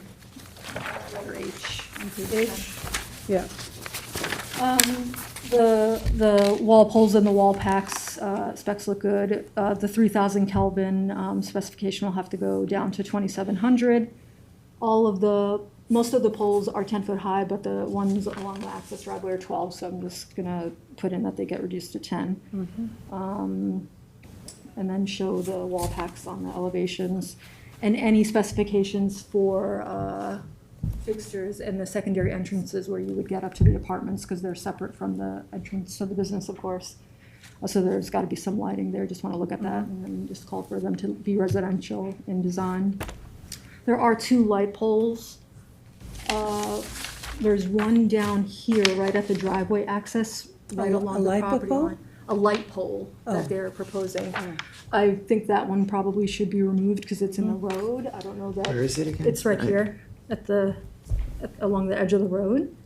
There are 2 light poles here facing out, so I don't think there's an issue with having the driveway lit, but I understand they probably wanted that to know, so people know where the entrance is, but maybe that could happen with low lighting once you put a sign in. Sure. Yeah. Yep. Low lighting We would be can- great, like Ballard height, you know? And then there's there's another pole at the top of the driveway alongside the trash enclosure that's pointing this way. I just wonder if that can be turned or rotated to maybe go this way instead of driving up into something like that. Great. Using your architectural skills, Brenna. Architectural lighting. We can skip to N, energy conservation. I believe Brent, you presented, and you can go back to any of these if there's any I'm glazing over and you have any concerns about. I believe you presented 2 EV parking stalls and rooftop solar, if I'm not mistaken, during the presentation. So I The just wanted to solar clarify. was an option, but they haven't studied the thermal program yet to meet the HERS standards. We fully expect that it's going to be necessary to meet the town's strict standards on HERS, so it's shown as a placeholder on the architectural plans, and we presented that to the ARB. I fully expect it's going to fall onto the final plans. Okay. We'll be calling it future? Or No, do you it think will there'll be a part separate- of the plans that will be submitted to the building department for review. It may be needed for HERS rating, which. Yeah. Yes, then that's what we're saying. But as far You as the absolutely plans have to have submitted it. for signature, It's shown on the plans Okay, great. where it will be located. They just haven't determined how many panels, so Okay. that's why it's Okay. not shown in terms of the number of panels. and the two, I think you said two, EV charging stations, do you want one per lot? Typically, we do a minimum of two per lot. These are small lots. I don't know if we want to Split consider them them up, as a one whole, and maybe one. one and one. Is And it on the site plan, Brennan? the solar, no? No, the EV. no? I don't think so. I could be wrong. I thought, you know what, they are working on Oh, plan there's, updates. the small set might have it. They are working on plan I updates don't as really well see them. to address See. it. Yeah, it That's looks the like there's- architectural plans, George. Oh. I'm sorry, that's the landscape architect's Yeah, plans. There are That's the site plan we're looking engineering at. plans in there. Oh, okay. But we are It working might on be in here because these updates. have been in progress, right? So there's more information on here than. Yeah, the latest updates are still pending your final comments, because we only wanted to make one last push on adjusting the site plans. So if it's not on there, they will fall onto there. Okay, so one per lot. Do we want to talk location or let them propose something adjacent to the building? But I think also keep in mind the designated parking spaces for the apartments, the locations of those. 'Cause Where are those will those? have a sign. I don't know, we could discuss it now, or this is the entrance to the Apartment? to the apartments here. Yeah. And then this one has an entrance here. So is there any, but there's no parking indicated back there? There's 4 spaces back here, so maybe That's 2 where of one these could can go. be designated. And then maybe the one adjacent here, unless they want to do the EV closer. Okay. If you have a specific location where you'd like to see the signage for the apartments, we're happy to put that, in a location that makes sense to you. EV locations, we'd have to study with, the engineering team and the landscape Yeah. architectural team to see where it makes On the the most lines sense. Makes the most sense. I don't yeah. know if I would say one on each lot, just because it gives us the more flexibility for installing to one location, have two plugs, right? Yeah, I mean, Versus these slots are here, you married don't really together by have. the access, so it's like. Yeah, so your to say point, two, across the cost. project. It's a Or do we cost-effective want to treat measure. them separate or Well, together? it would be because less they are two separate expense lots. if you Yeah, did it it would be. together, because you're Yeah, running like, for one instance, if you put them cable right line. here, Right. That's a good spot. And you see it as you're driving in, think they'd Yeah. and use then they more don't have to run on electric to right. two. I guess it doesn't matter areas. because it's so close, Yeah. as long as we're not having any um, safety issues. Yeah, unless you have a specific location where you think, No. just if you let us study it, we'll come back Take to a you in look the at final it, yeah. plans and. What kind of heating are you gonna put in? Again, the final plans have not yet been developed. They're Okay. in the process of doing that. I would imagine probably gonna be a combination of some electric and other fossil fuels, maybe. Maybe fossil fuels, maybe gas, I don't know. I would think they try to push for electric if they're putting solar on the buildings. Yeah. Straight in. Sometimes solar is not enough, depending on the full heating and cooling capacities of the buildings, but maybe it is. Cross-access would be a shared access and cross-access easement. Going into the general special exception standard. Sorry, can I just pause there? Yeah. If you have templates for the cross-access easements or any of the other legal documents, yeah, Martha, we're working with Martha Reichert. Yeah, she should have it. Yeah, she asked if I could get them from you guys. So We can get. Claire we have has them in them, office. yeah. if you can send them to us, that'd be great. Because we'd love to get started on that while we work towards the final site plan approval. Again, we're trying to get all of our ducks in a Yeah, row to it's- hit the ground running here. It's frustrating how long all this stuff takes Yeah, for something that we're all happy that you're doing. right. Right. In general, everything that's proposed meets the general special exception standards. We discussed the parking, the buffer yards, Claire mentioned about the rear. the code requires the parking not be within 10 feet, but the board has the ability to massage that. And in this case, there's some locations where they're 5 feet. But in the past, the board has reviewed and approved that. Plus, there's the railroad. I was just gonna say, isn't that the railroad, There's really so. not much to, Not very silently back there. yeah. I think the railroad's gonna care. And then there's also specific standards for apartments in certain businesses. Again, I've asked very recently that Brant update the petition that they filled out to include the specific standards in addition to the general standards. But I did go ahead and review them, and it does meet everything regarding that use. And this is the section of the code that allows for the second apartment above the school use and the board's ability to waive the parking that's required for those apartments. Some of this is repetitive from the general, but I think that's everything I can. It's a very thorough report, Yeah. Brenna. Thank you. But I'll make the edits that we discussed. I'll have the discussion with Kara, and then at the next meeting. Yeah, I'll that's the also- important one. Yeah, that'll be a big one. And then I'll also have the draft of the conditions of approval ready for next time. I mean, this is a unique project, it's not Yeah, something. one of a kind. And so it's, And we appreciate your support on this, because like I said, it's one of those really great projects that I'm proud to be a part of, and that's why we're asking for some tweaks here and there, but we But do you appreciate know, you it. can see that this could end up being replicated as more and more people probably look to provide some housing for employees rather than, specific to the employees. Yeah, the biggest thing is that the transfer development rights, we do need affordable housing, but it does come with a sanitary issue, so. But thank you again. Thank you. Times, I know, solving one problem creates another, right? But oftentimes, something like proposing a credit, if you're providing staff housing, maybe you don't get the full benefit, but you get something to offset the value that's being provided by not adding, to the need.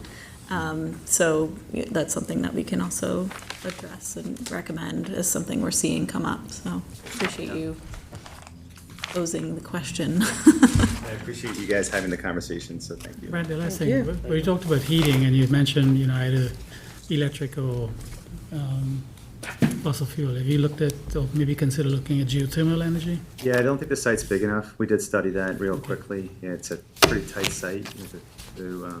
Generally, when you see office uses like this, with the parking requirements, it takes up a lot of the site, and Yeah. there's a lot of infrastructure, so it doesn't quite fit. I think the solar is a really good option. And Sure. with these, when you study the thermal pockets of these programs, they get really tight anymore with the HERS requirements, so I think they might be able to get there with electric. Okay, no problem. Great, thank you. Thank you all. Thanks. Number 10 is off the agenda. Who's going to do the town board referrals, Claire? I am, but we can wait to the end. Okay, we'll move that to the end. except that you have to leave early. You have to, yeah, 4:30, she needs an hour. Anthony, are you here? No, he's not here. He's out in the hall. Is he? Yeah.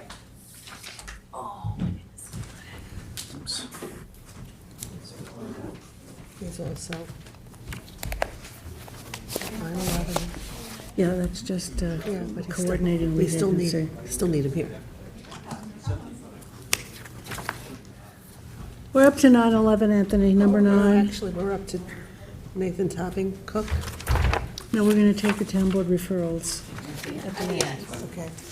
I can stand up here for the 7-Eleven one. Just on that project, we looked at a revised plan. That plan was, everything's being driven by a pending ZBA application, right? So they've submitted a revised application to the ZBA, along with, That's right. Hit the button. let me stand back here. A revised EAF form, and other documents, so we're re-coordinating SECRA, so we're just responding to the ZBA that we want to be lead agency for the project. Okay, so motion to determine that we're lead agency on the project by Kate. Second. By Gloria, and all in favor. Aye. Opposed, 5 in favor and 2 absent. Number 10 is off the agenda. Claire, you want to do Watermill Building Supply? Sure. That's very straightforward. Traffic, right? Yeah, so that is to retain a traffic consultant. Last meeting, you assumed lead agency. Again, it's a ZBA application. I got 3 sets of estimates, McLean, Acaroff, and Nelson Pope and Voorhees. They were pretty close, but Acaroff is slightly less, I'm sorry, excuse me, McLean Associates, Big Prado's project was slightly less, $4,425 for the traffic consultation on that. And if you agree, we will pass the resolution, the applicant will provide the monies, and we Okay. can retain them. So McLean, we're going with McLean. Okay. Motion by George, second by Gloria. All in favor? Aye. Opposed, abstentions, 5 in favor, 2 absent, to go with McLean on the traffic study. Thank you, Claire. Teresa, 173 Norris, 173 Norris, completeness. it's completeness review. Thank you. There are some minor things on the application that needed to be added to the survey. One of them was a letter from the school district, which we actually got today, but other things were like minor issues, like noting the water main lines and the location of the proposed monuments.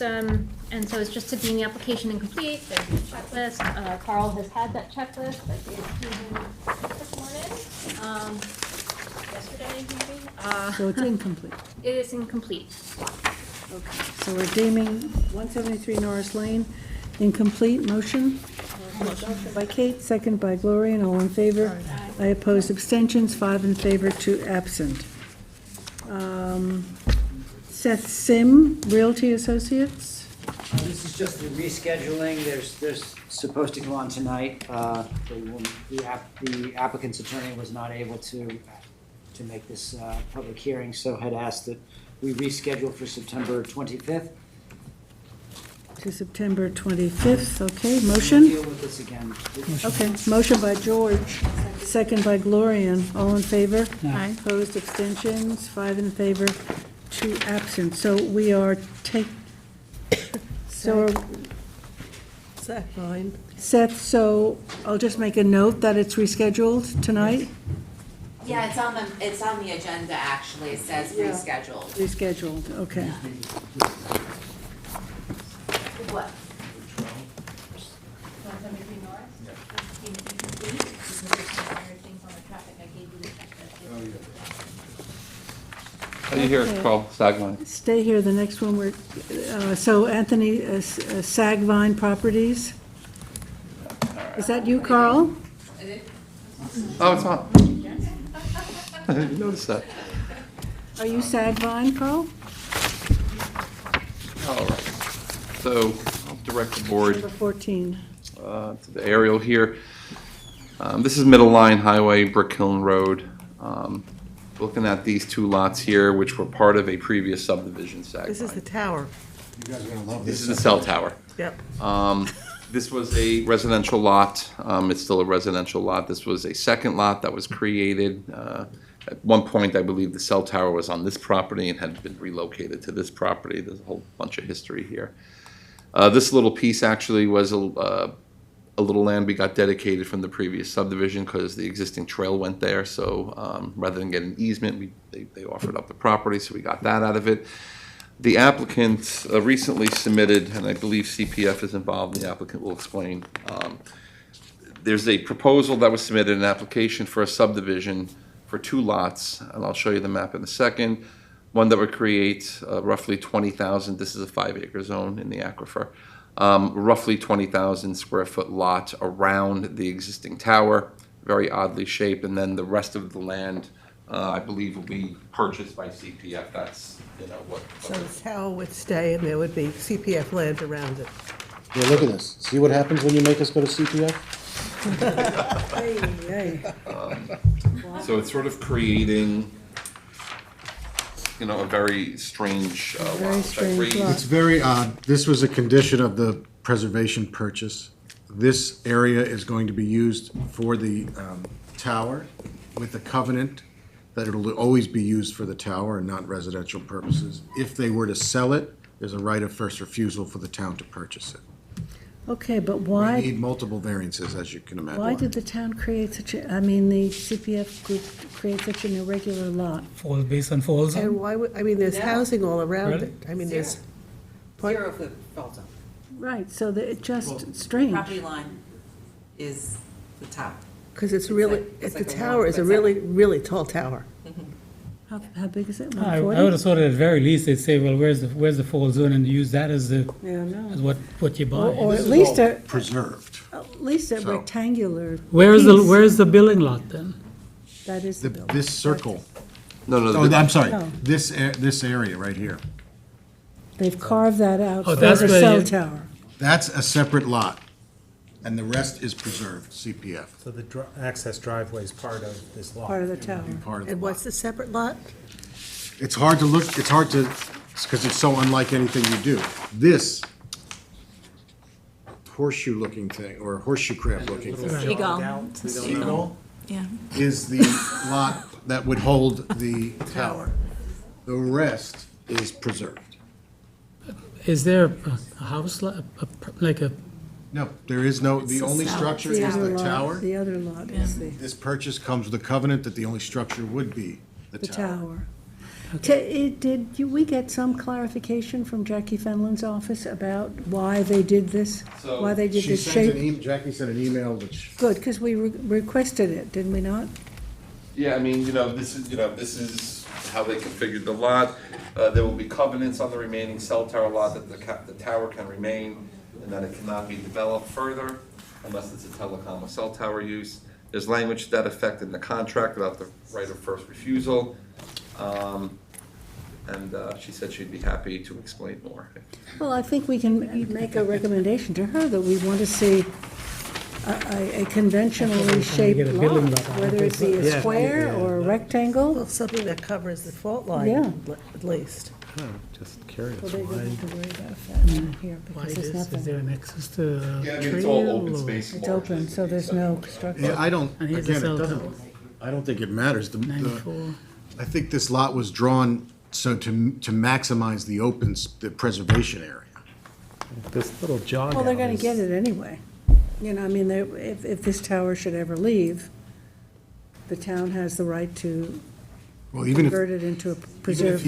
if he sold it, retaining the tower, the town could purchase an active tower. So it's not necessarily going True. to be for preservation. It just doesn't make any sense. I think she offered to explain, so maybe we have her come in and explain it. Well, or just send it, you know, we did ask, but that, she didn't really respond. Well, I think she's been on vacation. Okay, so Yeah, the she's away question this is, you know, that we're not satisfied with the irregular shape of the lot, would they consider squaring it off or making a rectangle, just because that is, The little jog out is really, unless there's like some reason. it's all a We are under jog. some type timelines. We have to close, Is she around? Is she around, we have to Jackie? close on this Vacation by this the week. end of the year. So if we could take your recommendation, schedule.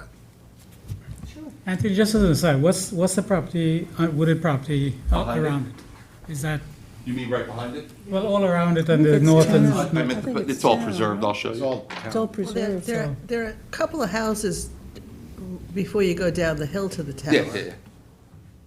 And I assume there would be a fence around the property line or something, the tower If you line? want that as a condition, I'm sure. I'm just, so people aren't wandering.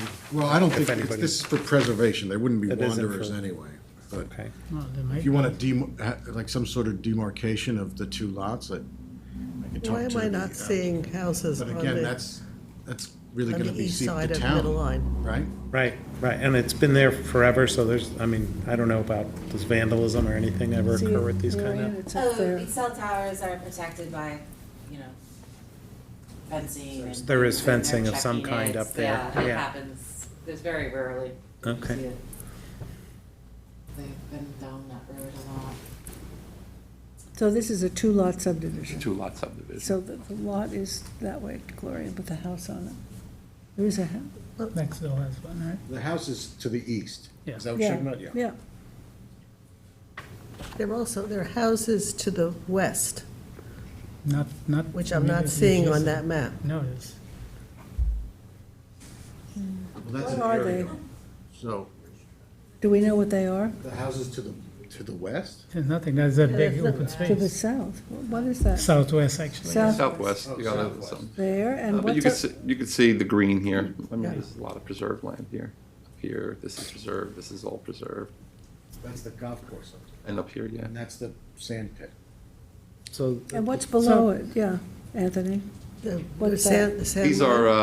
These are residential lots. Yeah. That's what we said, residential lots. And what is that blue? Is that an overlay wetlands? That's a or- wetland. It's a wetlands area. You can see there's a lot of wetlands in this area. So I just have to, sorry, George. What prompted this? You guys wanted to do They would something? just, well, the town was interested in purchasing this lot. As part of that, my client was a willing seller. Who approached who first, I couldn't tell you. I just know that this came to me from CPF. My client obviously retained me, but I've been dealing with Jackie. The contract as contemplated, or as drafted, contemplates this subdivision. So I don't know how much flexibility we have as far as revising this. This is what the town board approved. Is it because the CPF can't buy the cell tower? Why they carved it out? Yeah. It was part of the arm's length transaction. The CPF cannot buy an operating Right, okay, commercial so entity. now it makes But- sense. But the town does not want to eliminate the cell towers. The use, yeah. So the okay. town carved it out and gave themselves a right of first refusal Okay, to so purchase. all we're asking for is a rationale why it was shaped and designed this way. Again, I think Jackie's best to provide that. We asked for it. Yeah, and she's just away. She's away She's this on week. vacation. So, All right, So so request her to come in on the September 11th? but can we schedule the she public can come hearing? in, or she can meantime? just send us a indication of her reasoning. And would she be open to reconfiguring that lot? But then that has to go back to town board and They would everything have to else. go back to town board and, well, No. the town hasn't actually signed the contract. The way CPF works is, you sign the contract, you give it to them, the preconditions are met, then there's a, Then it goes to then the a town. hearing, once the hearing approved resolution, then they sign, and at that point, So we need a hearing on this, So, I right? mean, the town board has approved. we need one hearing on this. Okay, so we can schedule a But hearing. it's a preservation subdivision, right? Would it be considered? It just seems strange. The threshold for 29244 says conforming Conforming. lots. Even with a variance? Because we're on, Doesn't count. so you need two public hearings on this? No, Go we could do on. the pre-app, we could do the pre-app public hearing and waive. You could waive, and yeah, I mean, we could do some waivers and stuff like that. Yeah. Okay. I looked, the provision of the code that makes a nice, easy process when you're doing two lots and one of them's going to CPF. You have to create Well, conforming that's what lots. Claire Right, just said. that's what I'm saying is, you could see clearly now that you've explained it, that the CPF goals and the town board's goals are conflicting, and so they tried to make this cutout, which is very strange, but as a planning matter, we would never allow that if it wasn't the town, and we've come across this before, so, yeah, I think, just So want to let's get say an that out loud. explanation. Okay, we'll get an explanation, and if you And, want to and, schedule. and you can express to her our concern. But Carl is also asking to set the public Yeah, hearing we'll for set a the public 11th. hearing. Okay, so For the 11th? We'll do 9:25. for the hearing? Perfect. September 25th. Okay, so, And if you want, Jackie and I can come in for a work session or I something. don't think that's even necessary. Just wanna- Yeah, just some kind of an Nobody's explanation. ever and gonna see Are they that. willing to redesign it? She'll be back next week. I'll talk to her Okay. for sure. no one's ever going to see that odd alignment unless they happen to walk up in there, so it'd be nice to know, but it's not like everybody approve it. driving by is gonna be looking at it. Like a split rail fence or something along the perimeter. Thank you. Something. September 25th. Yep, so- So the action on number 14, Sagvine Properties, is to set a public hearing for September 25th. Motion? Motion. By Gloria and second by Kate. All in favor? Aye. Opposed, abstentions, 5 in favor and 2 absent. Okay, all right, Anthony? That's good. Appreciate it. Annette Rogue, Seth? Yes, Joe Lombardi and I have decided it's Rogie. Is it? says QE. Annette Road. Okay. At any rate, he's on Zoom. This is 2361 Deerfield, and located in Noyak. And we are discussing a very similar circumstance where we're looking at a subdivision. I had thought we were doing completeness, but CPF has gotten involved. And this has been divided in half, or it's proposed to be divided in half. This one's a little cleaner than what you just looked at. Oh, yeah. So this originally was a Matt Lauer land transfer. That's Matt Lauer and Annette Rogie to the south with the house there. Okay. So they have come in with this subdivision. Let me give you the particulars. So it is 2 lots. The original parcel is 10.625 acres. And this would be a division. It's not a straight cut in half. It's 5 acres on the southern parcel, and then it's 5.6 on this northern one, and that's the one that the CPF has expressed interest in. And you So the can numbers see are about Laurel right. Valley County Park is just to the north of that. And it is Trail. completely surrounded by town property and county. I shouldn't say completely, barring that one. This is, Yeah, that's the Pominock Path. that's the town and that's the county. That's there, that's Laurel Valley County Park. Okay. So, This number is incorrect, 29,000. That should be right. So this is just for Yeah. completeness? well, I think so it's a I typo. had put it on for completeness. However, that was unbeknownst that the CPF was involved in this 243. process. I haven't gotten anything 19. official. Wait a second, they're talking. I have not received anything official from Jackie. Joe presented me a letter that was sent by the CPF to the applicant, to Annette. Is that correct, Joe? Joe, give us your name for the record, please. Sure, Joe Lombardi from the Rayner Group. Yes, after speaking with Seth, I was able to get in touch with Annette, and she provided an email from Jackie.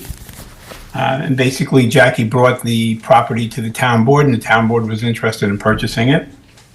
And we also have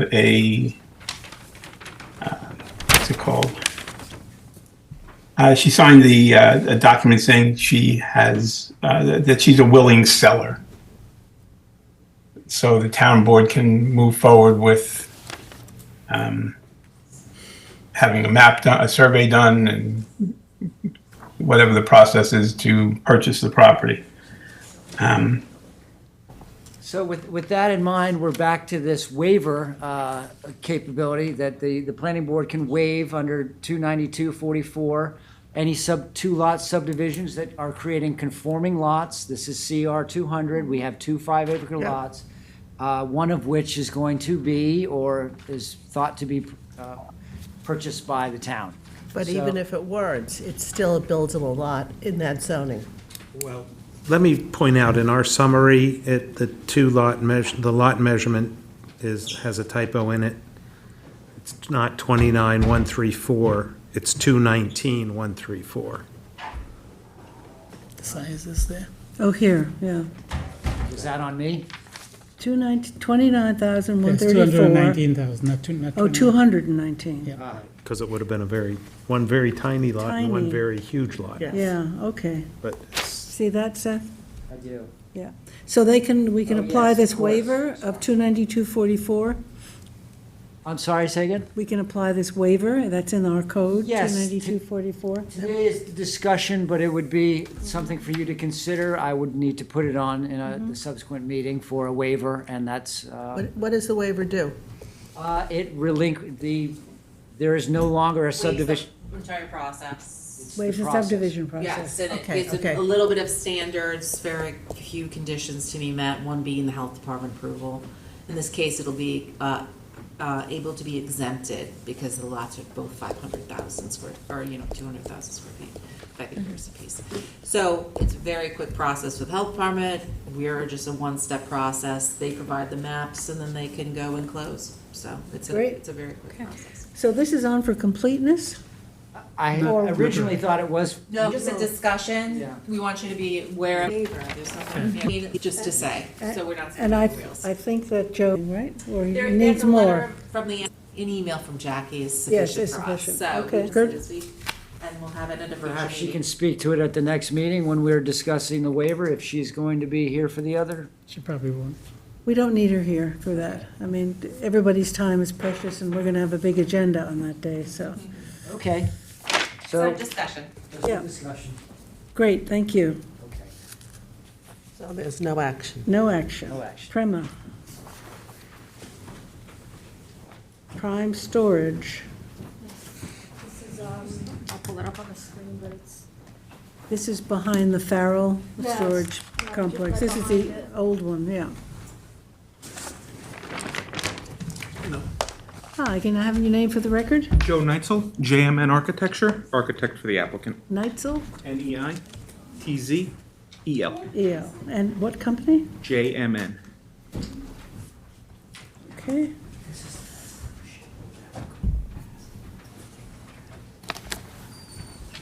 It's not 292 Butter Lane?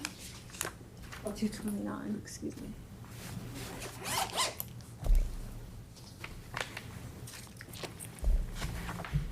So this is an existing storage facility behind the new storage that's being constructed on Butter Lane. They received site plan approval in like 96, 97, or 97, 98 for these structures. The large structures, warehouse storage, and the rear smaller structures are self-storage facilities.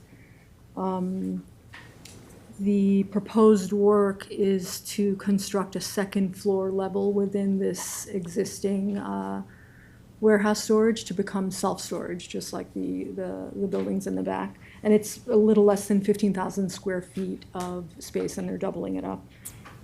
It's a special exception use, so that's why it's before you, and they're at pre-submission, so we're looking at it and to set the conference, the pre-submission conference.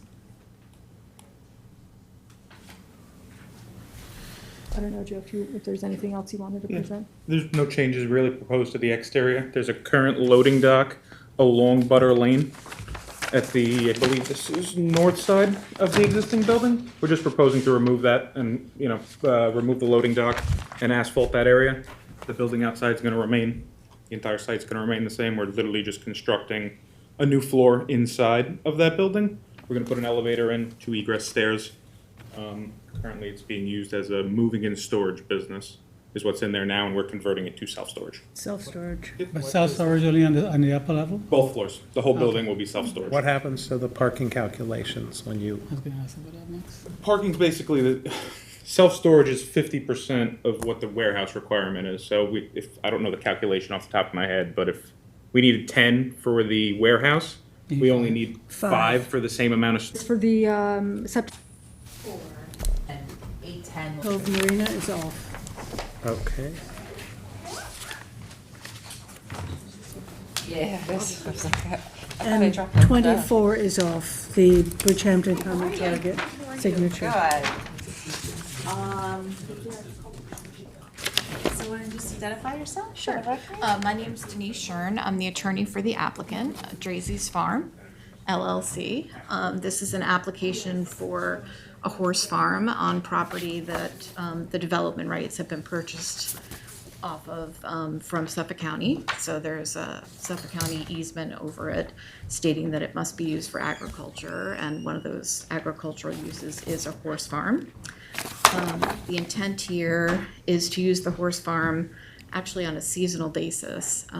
It's to bring out horses for the summer and house them here. They're polo ponies, house them here on the site, and they get brought to different competitions over the season, and then they go back to where they live for the fall and the winter. Where is that? I actually Florida? don't know. I'm not Probably sure, Florida. but I would say Wellington if I had to guess. So the And that's why you're talking about having tents as That's opposed right. to permanent structures? Exactly, yeah. There are a few tiny barns that you can see. They're hard to see on the plan, but these little tiny barns are sort of like run-in sheds where horses are actually housed. But other than those tiny barns, and there's another little barn, what is it? Way over here. Other than that, the rest of it is tent. Where is this located? It's off of Hedda Pond, but Can we pull it up? Seth, can you pull it up for us, please? Thank you. it's kind of hard to see. You can't see it from the road. 1190. You have to, I usually go down Cook's Lane, I think, and then I have to go across I use this. Pond? Yes, Hedda Pond, 1190. There it There's this is. little farm access, and that takes me all the way to the tents here. So it's kind of behind Head of Pond off of Cook's Lane. Exactly. Can you East blow or it up? west of Yeah, Cook's Lane? I'm so bad with that. Let's see. probably west, no? There, it's Scuttle up on Hall. it's up on the screen. This is the car doctor. Yes, yes. So it's, I go, and there's the ring right there. You can see the ring really clearly. So I go all the way, Cook's Lane is way up at the top of the screen there. Oh, this one Yeah. here? Yeah, I have to go all the way across. Okay, yeah. Um, And then you come down? Didn't think it was gonna be that far west. Yeah, that's why you can't see it at all. You know, it's tucked behind everything. So you can't see it from any of the streets. So it's currently being used as a horse farm? If It's there's a ring there there? are currently ponies there, Right.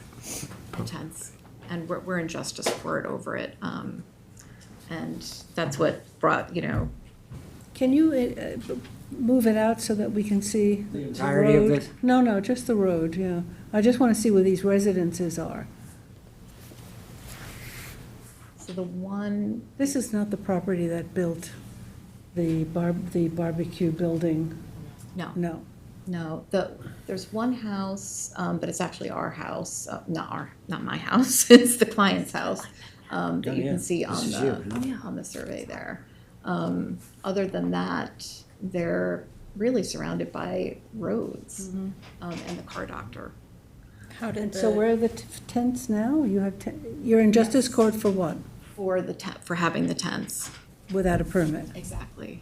And originally we were told to get agricultural permits for the tents, but after a while and talking to Claire, It's a horse farm. we needed to get Whether horse farm it's- approval. Yeah, whether it's temporary buildings or not temporary, but which was no such thing in our code anyways. Right. Yeah. It's a horse farm. You need to review it as a horse Yeah. farm. There's going to be, manure, everything, So they. it's a full site, we'll Does the barn have any amenities for like bathroom or There's anything like that? nothing planned like that. That's something that I have to I talked to them about after I talked to you, and he said that I could propose whatever we need to propose as far as amenities I think there are should be some concerned. permanent structure on the property, because, if someone's taking care of a horse, what do they do? Yeah. Get in their car and driving Yeah. someplace Yeah.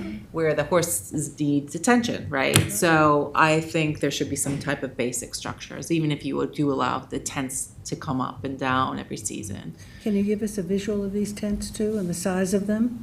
Oh, sure. Yes, I don't have them with me. Like a I'm cut sorry. sheet? But I can definitely do that. Yeah. So you want to do that, get that information? I Yes, do think I'd in be- this case, maybe we do a little referral to the ag Ag advisory? advisory at this stage, because it's something we don't usually deal Yeah. with. Yeah. Do you mind? Do you think Sure. so? Yeah, I think that's a great idea. Yeah. So let's maybe get the visual information, and then we'll bring it back on to reschedule site And pre-submission. I'll come back with a permanent structure. I think so, Right. yeah. So do you mean a permanent structure for the horses and the facilities? Or are you talking about just the facilities or like a combination? I do think there should be some public, I think Okay. that it is, some basic amenity, like a barn with an attached bathroom and a Bathroom. place for the person to sit if it's raining and So those kinds of now we're things. talking health department. Now we're talking going to the health Yeah, department. I think so. Yeah. I just think so. And is part of it being used like for food production, for that type of No, farming or anything? no, Or it's is it just? all horse farm. Okay. Okay. Polo horses, right? These are polo horses, yes, but there's another horse farm nearby that's just regular horses. That they lease out to another party who runs that facility. So are these tents like the tents that are up in the Hampton Classic That's right now? exactly right. Yeah. That's exactly what they look like. What's the duration of the time that the horses are here So in those um, tents? it was mid-March, mid-May until after the holiday weekend. So I think they'll, 5 months. exactly. Yeah. Okay. Exactly right. So I think before we schedule anything, I'll come back with revised plans and with some images for you guys Images, to look right, at. and- Yeah. That makes sense to me. So no action, Claire? No action. No, Yeah, okay, this is good. great. Good feedback Thank you, for the Denise, that's applicant. great. Thank you very much. I Thank you. appreciate it. Okay. Moving on to 8:10. Teresa.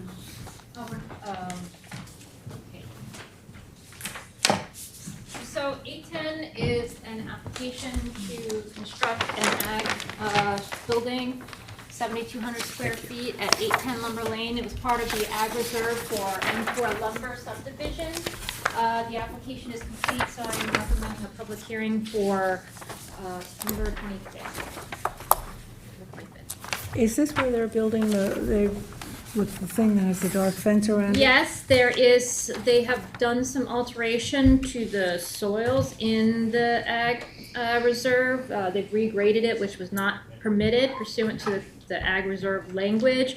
They have a remediation plan in place.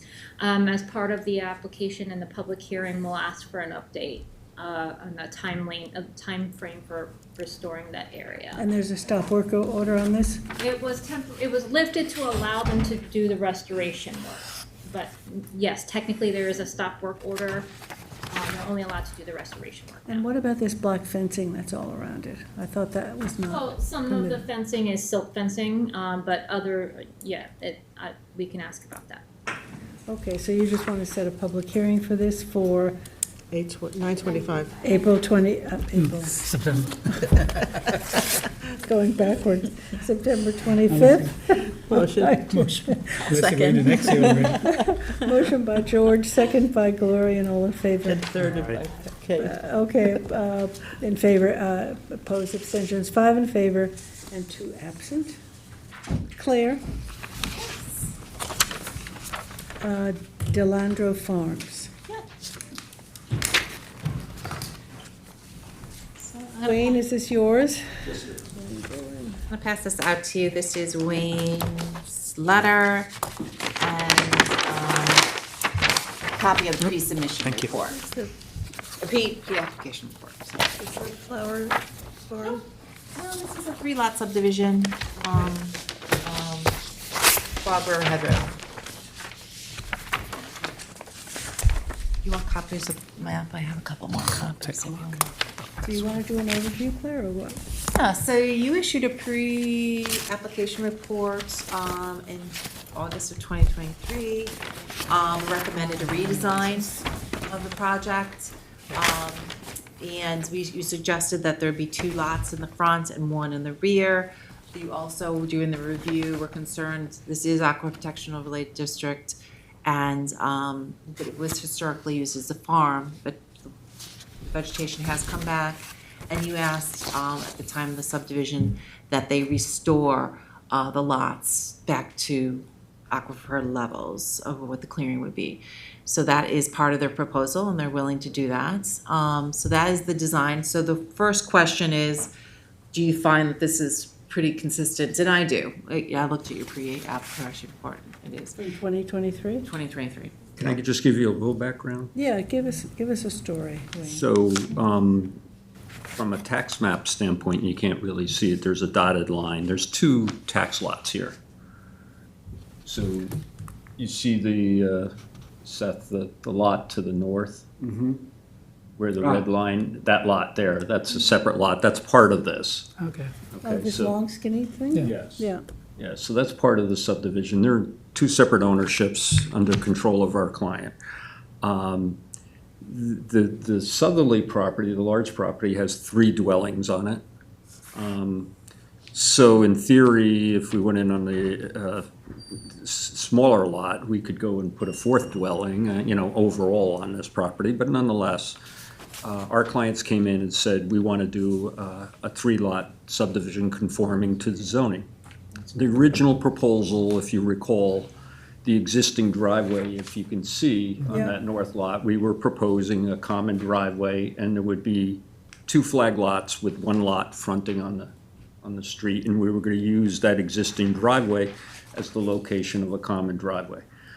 Some concerns were raised by our neighbors to the north, and their concerns were, well, they have a 50-foot buffer, and they would prefer that we maintain a buffer along that. And I think it was Claire's suggestion, rather than, with a common driveway, it was hard to configure it that way. And it was Claire's suggestion that we either flip the common driveway to Move the drive- south, Move the driveway. or to come up with the configuration as you see here, which is just have the 2 lots have frontage and only 1 flag in the middle. Yeah. In which that's better. case, I that like would that. allow us, I like Much that better. more than flipping common driveway. so that allows us also to maintain a 50-foot buffer along the north and west, Yeah. abutting the other buffers. Most of the existing vegetation is in a strip along, as you can see, on that northerly property. So where it's necessary, and we revegetate the existing driveway, that aspect. Right. And similarly on the west. So we've been progressing in that way. Our client has been in front of the health department, and when you get a property with 3 existing dwelling with substandard septics, their first approach is you need to upgrade all the septics. Well, the point is, it took probably 9 months to tell them, look, we're not gonna upgrade the septics here, we're gonna remove everything.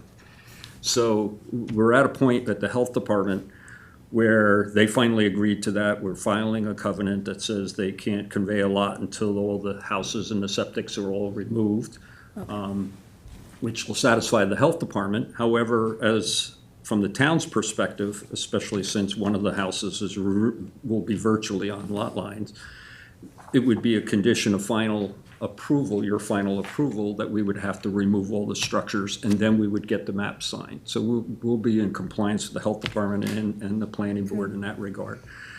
However, for us to proceed to get final health department approval, we need to, they would want a copy of your seeker determination. So the first procedural thing we requested was the extension of the pre-app report, and then second, we submitted a necessary environmental assessment form along with this revised map, in the hopes that the planning board could consider adopting a negative declaration that would allow us to proceed at the health department, and then we can have a final application. And if all this can be done in a month or 2, we'll be back in front of you with the final application that.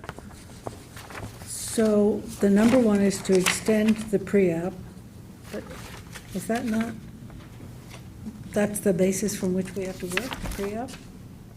Yes. And the pre-app actually recommended this layout, so we're still consistent with. Consistent with it? pre-app. Is it not out of date, or? Yeah, it just expired. I mean, 4 days ago. Oh, 4 days Yeah, it's August 24th, so. Yeah, we had requested the extension in July. Right. So how do we handle that? So you can grant it. It would be a waiver of your policy. Requisite fees and all that stuff would have to be paid. We did pay the fees. I'm sorry, I did check that, the fee part. So you You've could do, reviewed it, Claire? The 2020, oh, it's 2023 Yeah. pre-app, okay. so you could do it for a limited time, just,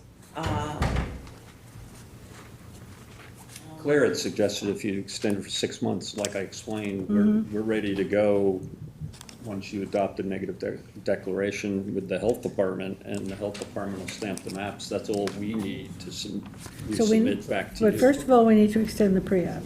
Then we have to do a secret review. well, That's I've separate. got to write it. Yes. I'm So okay let me if write you that. do the extension Yeah, no, I today, mean, and then just next the meeting you do extension, the and negative because that takes declaration. time. Yeah, Right. but I'll write it up for the next You end meeting. up with 3 new wastewater treatment systems, 3 new houses. Well, Well, you're what'll gonna- happen is all the existing structures and septics go? will be removed, and then if and when They're ready new to build. houses, they have to get I The suspect. new IA the new systems. IA. Revegetate somewhere. Yeah, I mean, they're going to be new, it's just that they're not gonna be replaced, because there's gonna Oh, be no, different no. houses. Everything is coming out, it'll Yeah. all have to comply to all the new standards. You good with that, Claire?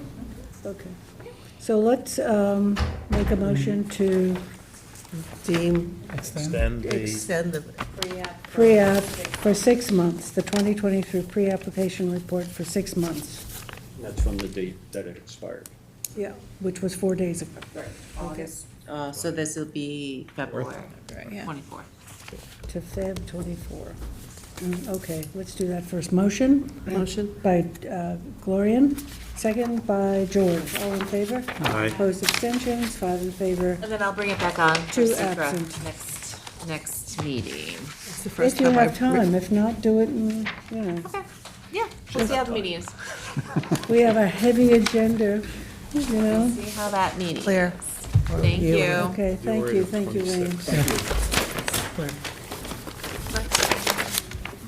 Okay, Claire, you're done, right? You're Uh, done. We have the town boards, No. town board referrals.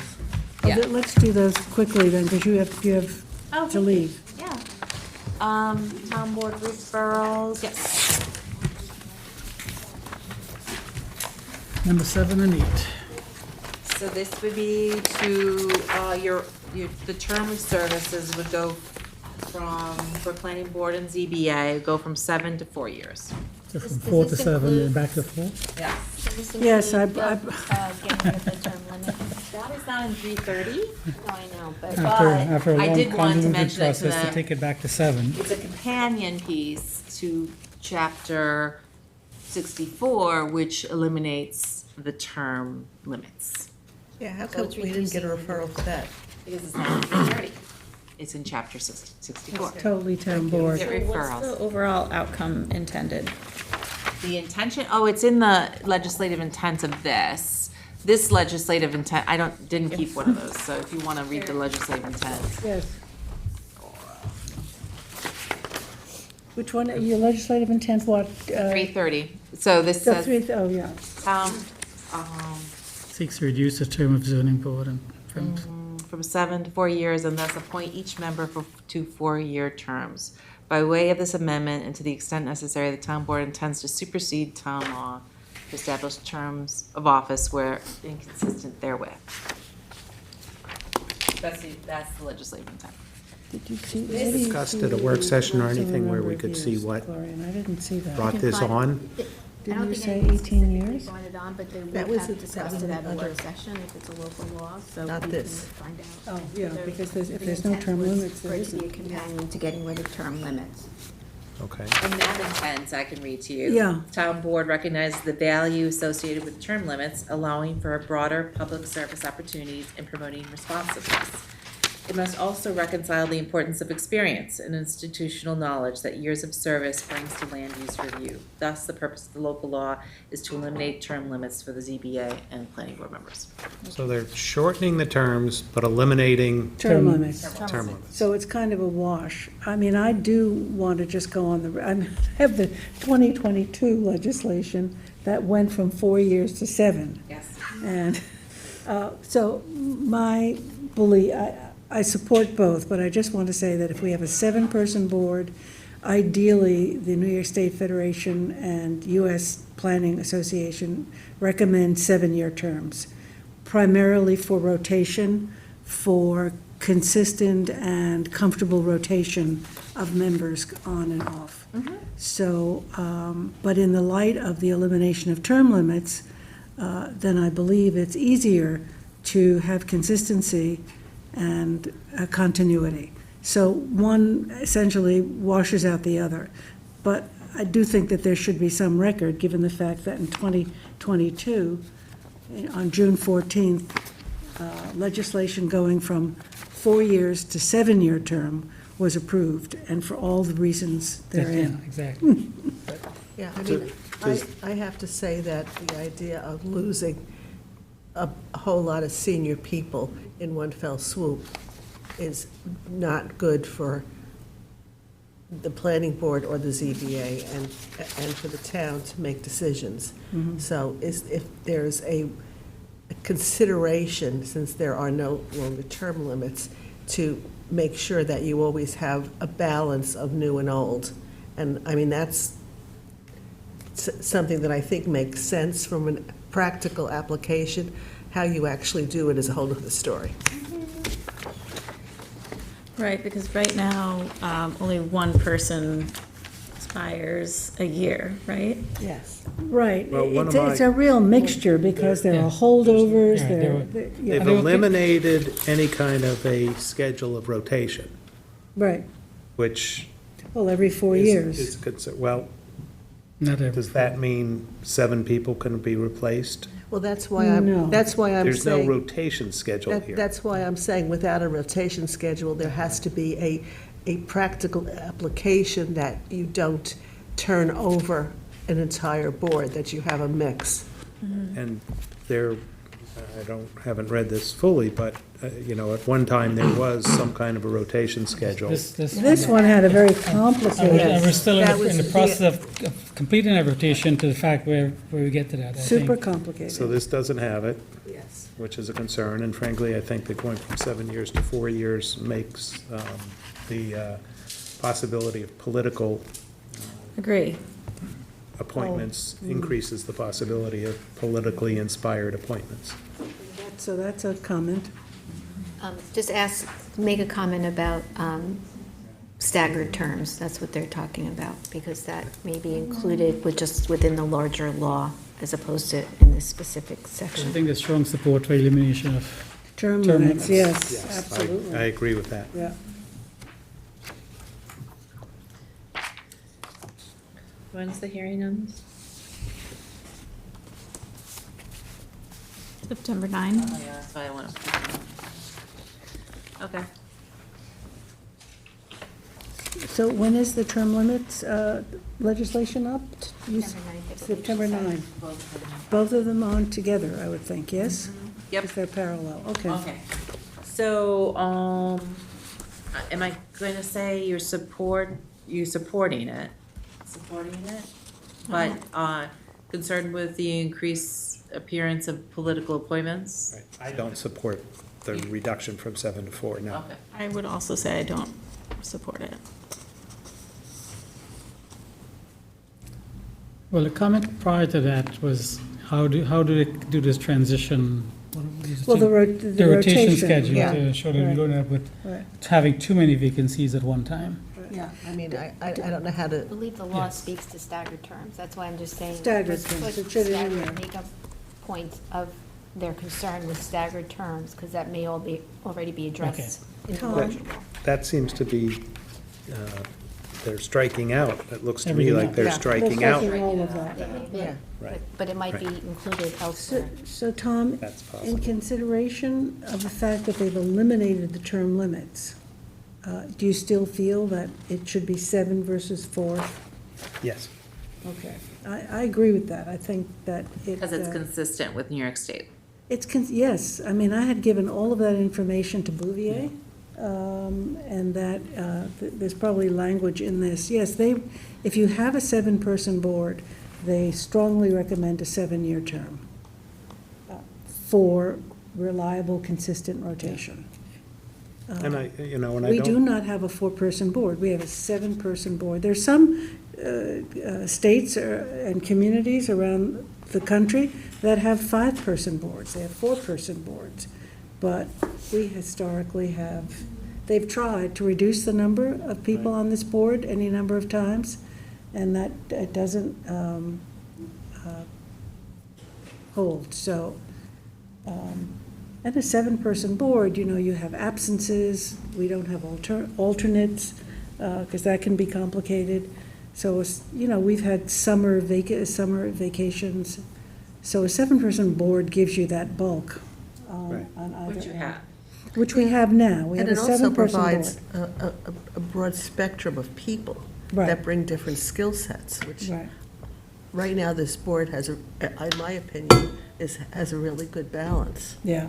So they're not questioning or altering the number on the board. They're not No. doing that. They're just doing the number of years reduction from 7 to 4. and to Gloria's point, I think, it takes, in my opinion, having been on the Many board now for years. 3 years, it really takes like 3 years to get all the things figured out that, you've had the wealth of years to work with, and you've had the wealth of years to learn. I think, it's a very complicated process that we're involved in. And, Yeah. you know, That's a good point. there's a big learning curve. Yeah. So All right, so are we then telling to say that we don't support the change from Well, we 7 would to like 4? for it to go, to keep it at 7-year term, I And think, stick with right? the rotation schedule we have in the existing legislation, which clearly lays out, I think in about 3 years from now, there'll be, everybody with Right, the rotation. the will- odd things of 1 year and 2 years would be sorted out, and there'd be a full Well, 7-year all of that rotation. rotation was done because of the. Because it went from 7 to 4. Because it went from 4 to 7. And. This was and- 4 to and 7. term limited. And now which is term limited. So this is a different animal. If we support the term limit, the elimination of the term limits, right? Yeah. Yes. Yeah. Well, I think that's where having, I could argue 4 years makes sense as opposed to 7. My negative on that, which is already identified, is that it might be easier for political changes. Well, that's what Tom is saying, that it's too connected to a political calendar. That's essentially what you're saying. Good- I completely good way agree. to look at it. Yeah, so I think that that's a comment, Claire? That 4 years, 4-year term can Right. be connected to a political calendar. But I think the stronger argument is what you've presented so far, Jackie, which is that we have a 7-person board. Not too long ago, it was shifted Yeah. for very specific reasons into the recommendation of the National Association of Planning, right? American Planning Association. And the staggered terms and everything was sorted that way. So we'd have to have a very clear reason why the shift, and it doesn't seem to be one at this point in time. Right. No, it doesn't say that. And then Doesn't the give a intent is reason. to get rid of the staggered terms. And it really doesn't have, Well, those staggered terms, I remember Kathleen created them, was because we went from the 4 to the 7 years and holdovers, and it got she was the only person who understood that. Yeah. It was a very complicated formula that she worked out, but it would no longer apply here, because if they're eliminating term lists, you just need to have a rotation for a 7-year term. Yeah, and it's still, that 7-year, after your 7-year term, you still have to be reappointed by the board. So there is Yes. the opportunity for them to appoint someone else if they so Exactly. desires. They always have We're that not taking that opportunity. away. When I was executive director of the Town Transportation Commission, we had a 9-member, board appointed by the town board, just regular people. And we had 3-year terms. And so we were able to, and we established it that, 3 people theoretically could rotate off. Now, you could be reappointed, but there was a 3-year rotation, so that you could never, unless somebody resigned, you would never change more than 3 people in 1 year. And it was, it worked that way, and I think that if they could come up with a system like that you would never, lose more than, say, 2 people in a particular cycle. Well, that's. Well, they have to stop amending this all the time, and we've gone through, over the years I've been on the board, it was to reduce the number of people on the board, to change the term years. It's back and forth. This is one of the most important boards in the town, Right. I mean, particularly now. We're not As starting is- As is the ZBA, and so the consistency is important here, Right. and not to alter it. So, We're not starting from 0 here, as the commission was, but 3 of the people were appointed for a 1-year term, 3 of them the first year, 3 of them were appointed for a 2-year term, and 3 of them were appointed for a 3-year term. So that started the Right. cycle. And You could if- do, and you if they could do that, like, figure would out- you be supportive would you make a comment or not, if you would support the reduction of the 4-year term, if in fact they could work out an ability to stagger those terms, so that it wouldn't be a complete overhaul of the board? Is that something you yeah, think I would mean, be? it's ideally intentioned to be one person goes off. next year, to the you know, next or year. reappointed, et et cetera. But then Yeah. you kind of lose that longevity as well, as we Yeah. were talking about earlier, of you know, a 7-year time period to really develop institutional knowledge. All these Correct. applications that we've seen now, you know, we're seeing applications that, you know, have a staff report or that was a secret determination was made several years ago. I mean, then you have somebody coming on new and maybe the decision was made 5 years ago and they're not even familiar with the Exactly. project. So And that's I why- maintain that 7 is, it seems to be the best That's situation. a much more valid reason, because you may be putting people in a position where they have to recuse themselves because they've missed so much of the history. Story, yeah. So I think the rotation is good. I still wouldn't support 4 years, but So I think we're all in agreement that we would prefer to keep it as a seven-year term for all the reasons that we. Okay, I'm gonna restate, okay? So, the planning board does not support the change of the term limits from 7 to 4. No, for- not term not term limits. limits. Don't say term limits. Yeah, isn't it? No. Terms. Terms, the term, What is that? the term. Terms of service. What? Just the term, not, The term. The term, yes. Okay. First, New York State recommends 7 years for a 7-person board, right? That's New York State one. Federation, Planning Federation, right. Secondly, It's in town law. town law, yeah. Secondly, I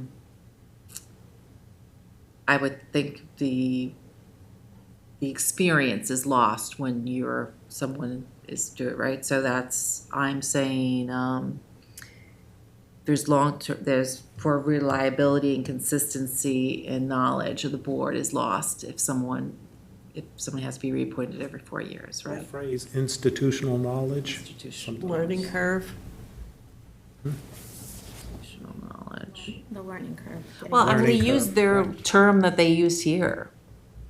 Importance of experience and institutional knowledge. I'll pull it from their own other thing Yeah, that they're because you using. lose institutional. And here's here's language in the 2022, when we went from 4 back to 7, that the expiration of multiple board member terms at the end of one calendar year can prove both difficult and inefficient for these vital land use boards in terms of maintaining continuity for active applications, retaining experienced members who have learned the rules and procedures. Do That's an you want a copy of this?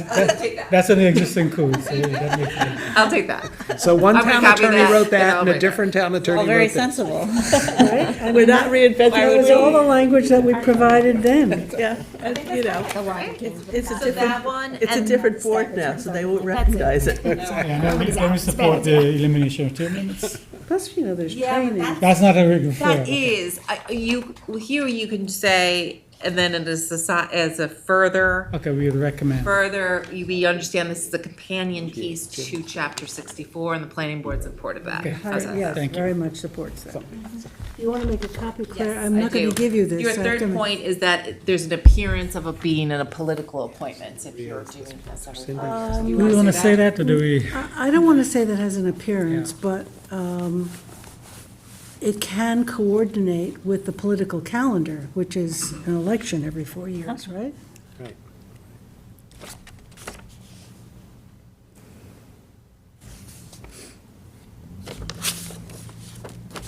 Okay, that's just, I'll say that. Is that good with you? Yeah, that's the 2022 Perfect, I'm gonna legislation. copy that if you And want give to it back adopt to it, me. and I'll just put that verbatim. Yeah, okay. Why reinvent the wheel, So there'll be right? 3 points with that issue, and And then that there'll be, paragraph, which it'll is be another contin- resolved about chapter 64, being supportive. So it's one. One resolution. One resolution, motion by Gloria and second by Kate, all in favor? Aye. Opposed, abstentions, 5 in favor, 2 absent. Right. And then your other is, you'll give us a copy of that, Claire? Yes, oh yeah, I'll Please, send it that's out to you important. tomorrow. Yeah. Yep. And do you want to do the other one, the other town board, or you have to? Put Jackie on that 2022 copy so it doesn't get lost. Oh, I'm going to give it right back to you. Okay. Yeah, I'm coming And right then back up. the preservation, Anthony? Yep, it's up here. was. The screen, yeah, there it is. It's a 439 Hayground Road in Bridgehampton. It is the Nathan Topping Cook family house that dates back to 1700s, actually. Basically, Dave was handling this. It's up for landmarking, and we got the support from the Landmarks and Historic Board. There's a public hearing, so obviously they refer it. Aside from planning board supporting the landmarking of this I talked to Dave about it today.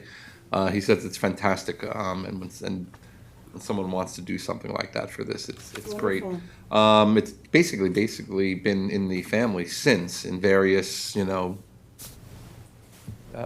generations. So aside from, I think a statement would be that the planning board supports the landmarking of this house. So it's occupied and used and everything, it's going up for, that's great. It's amazing. Okay, we support it. Motion? Motion. By George, second by Tom, all in favor. Opposed, abstentions, 5 in favor, 2 absent. What's the exact address of that? 439 Hayground Road. Great. Okay, so now, moving on,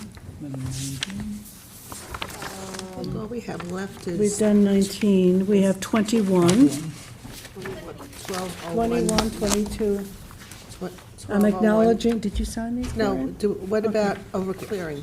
12, 1 Noyak Path, You get one. that's a Seth. They're here. Pardon? I said they're here. They've been patiently waiting, the overclearing. Well, Teresa has 2151 LNP. So this is also formerly Alec Huffnagel. We did a pre-app report in 2023 for the project, and they got held up in the health department. And as you may recall, we had a work session at the end of June regarding this project.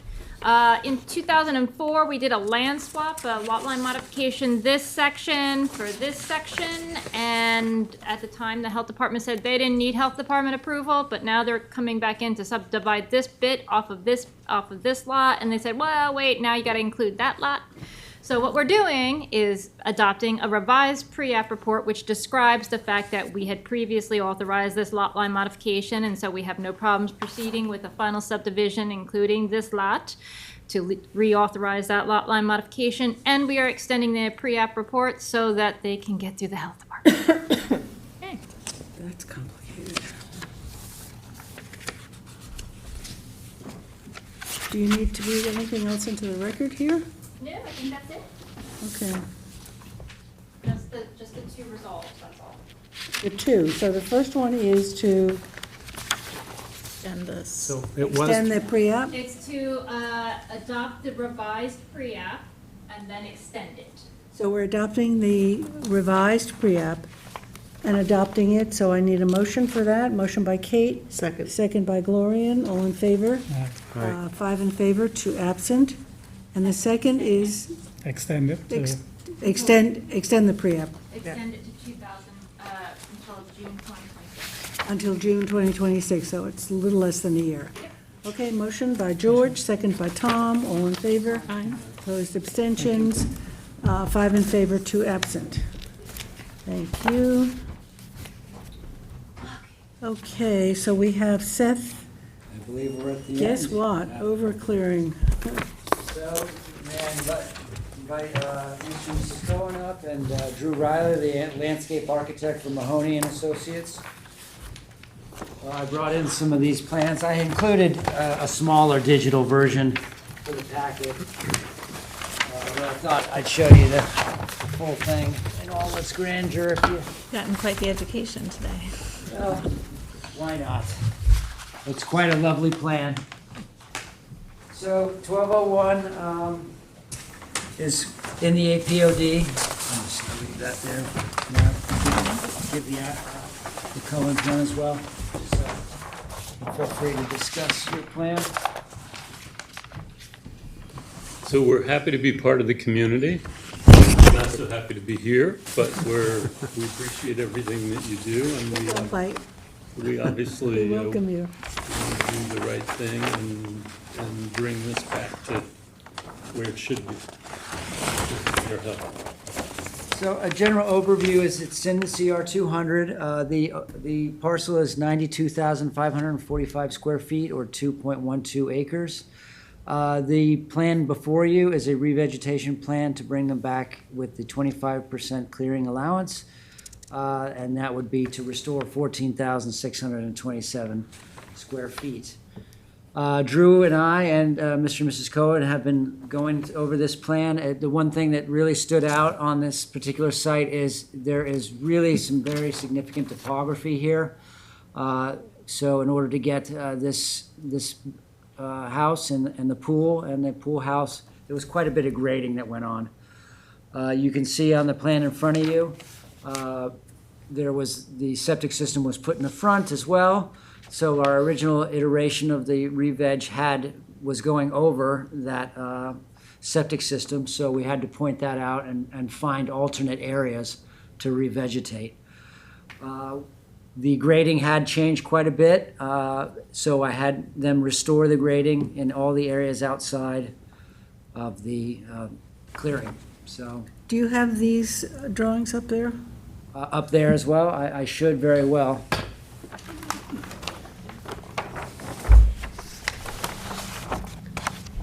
So this was a new construction, right? Sounds like. Yes. Correct.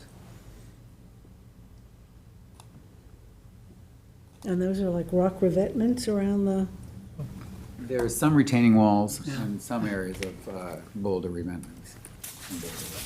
How high is the retaining wall back here? Looks like it could be quite high. It is. Yeah. It's, I think, probably starts from maybe 3 feet and increases to 8.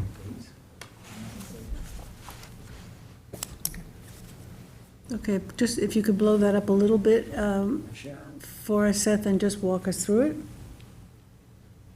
Yes, so as you can see with these topo lines, there is quite, like I was mentioning, there's a significant amount of grading going on. The southern bit here, that is an 8-foot high retaining wall, so you can imagine that was what was needed in order to place this residence. The grade has been restored at the southern area. Beyond that, Your cursor is not showing up. it's not. That I don't know what to say. Okay, there it is now. Yeah, sorry, I can stand up and kind of point, or, yes, to the south of the retaining wall, that area is being revegetated, and Drew, could you speak to what you decided on the plantings there? Yeah, the plantings at the top of the wall is a mix of. Which is that? There's eastern red cedar, there's white oak, there's Myrica pennsylvatica, mountain laurel. There's a mix of fern and sedge, and just where the wall meets, it's excuse me. There are, Yeah, the red one is which? That's the native vine. That's escaping me at the moment. I'm reading upside down. Well, take it, turn it around. We have it up, we have it there. It's the Virginia creeper, Oh, the creeper. with the hope that it will help sort of hide that wall, Yeah, as well as revegetate the area above it. okay, then what? Yeah, so then we had an interesting area here that again, south of the pool, there's your pool, then south there. This was a highly sloped area, so we had to configure a revegetation that would help stabilize that soil. And I believe we came to the conclusion, this had a kind of a boulder, are these boulders there at the bottom, is that right? Right. It's, the original topography is a slope, and that increases actually as it wraps around the pool. So the amount of boulders needed to sort of shore up the land here is fewer than like a solid wall to get back up to the original grade where we'd like to revegetate. And again, unpleasantness, a nice assortment of different natives. I would speak to the amount and diversity of the plan is very well populated with a diversity of different There's over 22 different, 5 types of trees, 22 of which are represented, 140 different shrubs, and a healthy array of different grasses and ground cover. And what about the rear then of this property? This, at the northern edge then? It's the north, yeah. So they obviously, You have a the long driveway yeah. was another area we had to pick up, so they have taken it to the edge of the driveway. And then you can see this is the drip line of some significant trees that are pre-existing. I'm not sure if you can see my cursor, but. Yeah, we can. Yeah. This outlet. I think to the north, the one stumbling block that we ran into was having revegetation that had gone all the way around the pool house. So another iteration had to be done that pulled it back away in order to service that building. We had to find some areas outside or more areas to revegetate. I didn't make it easy. So we did pull it back, what is that, 10 feet, I believe, at the end of the day, or 15? 10 perhaps, 10. yeah. It was just enough to sort of get around and allow the building to breathe, makes so to sense. speak. So after all that work, I believe this is we'll put them in compliance with the town code, and we appreciate that they have been working with us and came up with a plan that's really quite beautiful at the end, I believe. We appreciate you, Seth, you know? You're the keeper of the APOD, the Aquifer Protection Overlay District. People don't I'll take that realize when they moniker. build at these heights, you know, that you're on top of the aquifer, which is our water supply, so, okay. Great. I did pass out a resolution, I believe, Yeah. right? Saw that. So if. So let's go through it. Be it resolved.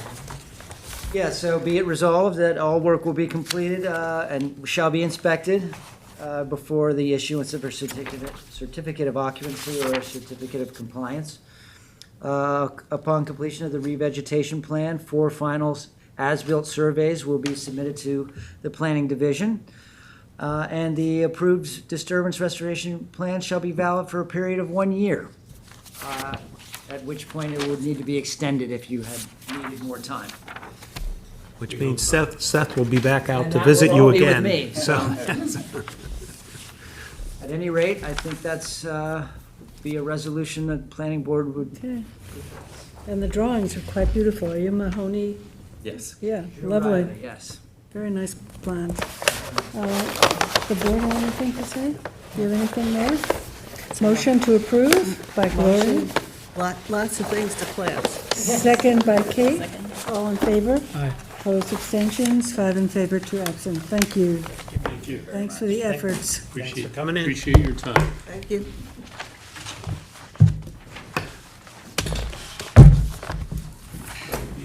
Yeah, thank you, and I'll be seeing you again then. Okay. It's a real pleasure, thank you. Is Anthony around? thanks for coming in. Oh, the sign plan, this is sign you. plan. Yeah, we're Yes. done. So, and you have yet that to do, right? But we'll acknowledge it. It's done. It's done. Okay, so we're acknowledging 2364 Lewis Road sign plans. And motion to adjourn Motion? by George. You want to go, so Exec session. Seth first, and then you'll adjourn out. All right, so Adjourn we now have to adjourn now. Motion by George, second by Tom, all in favor. Aye. Opposed, abstentions, 5 in favor, 2 absent. And let's go into executive session.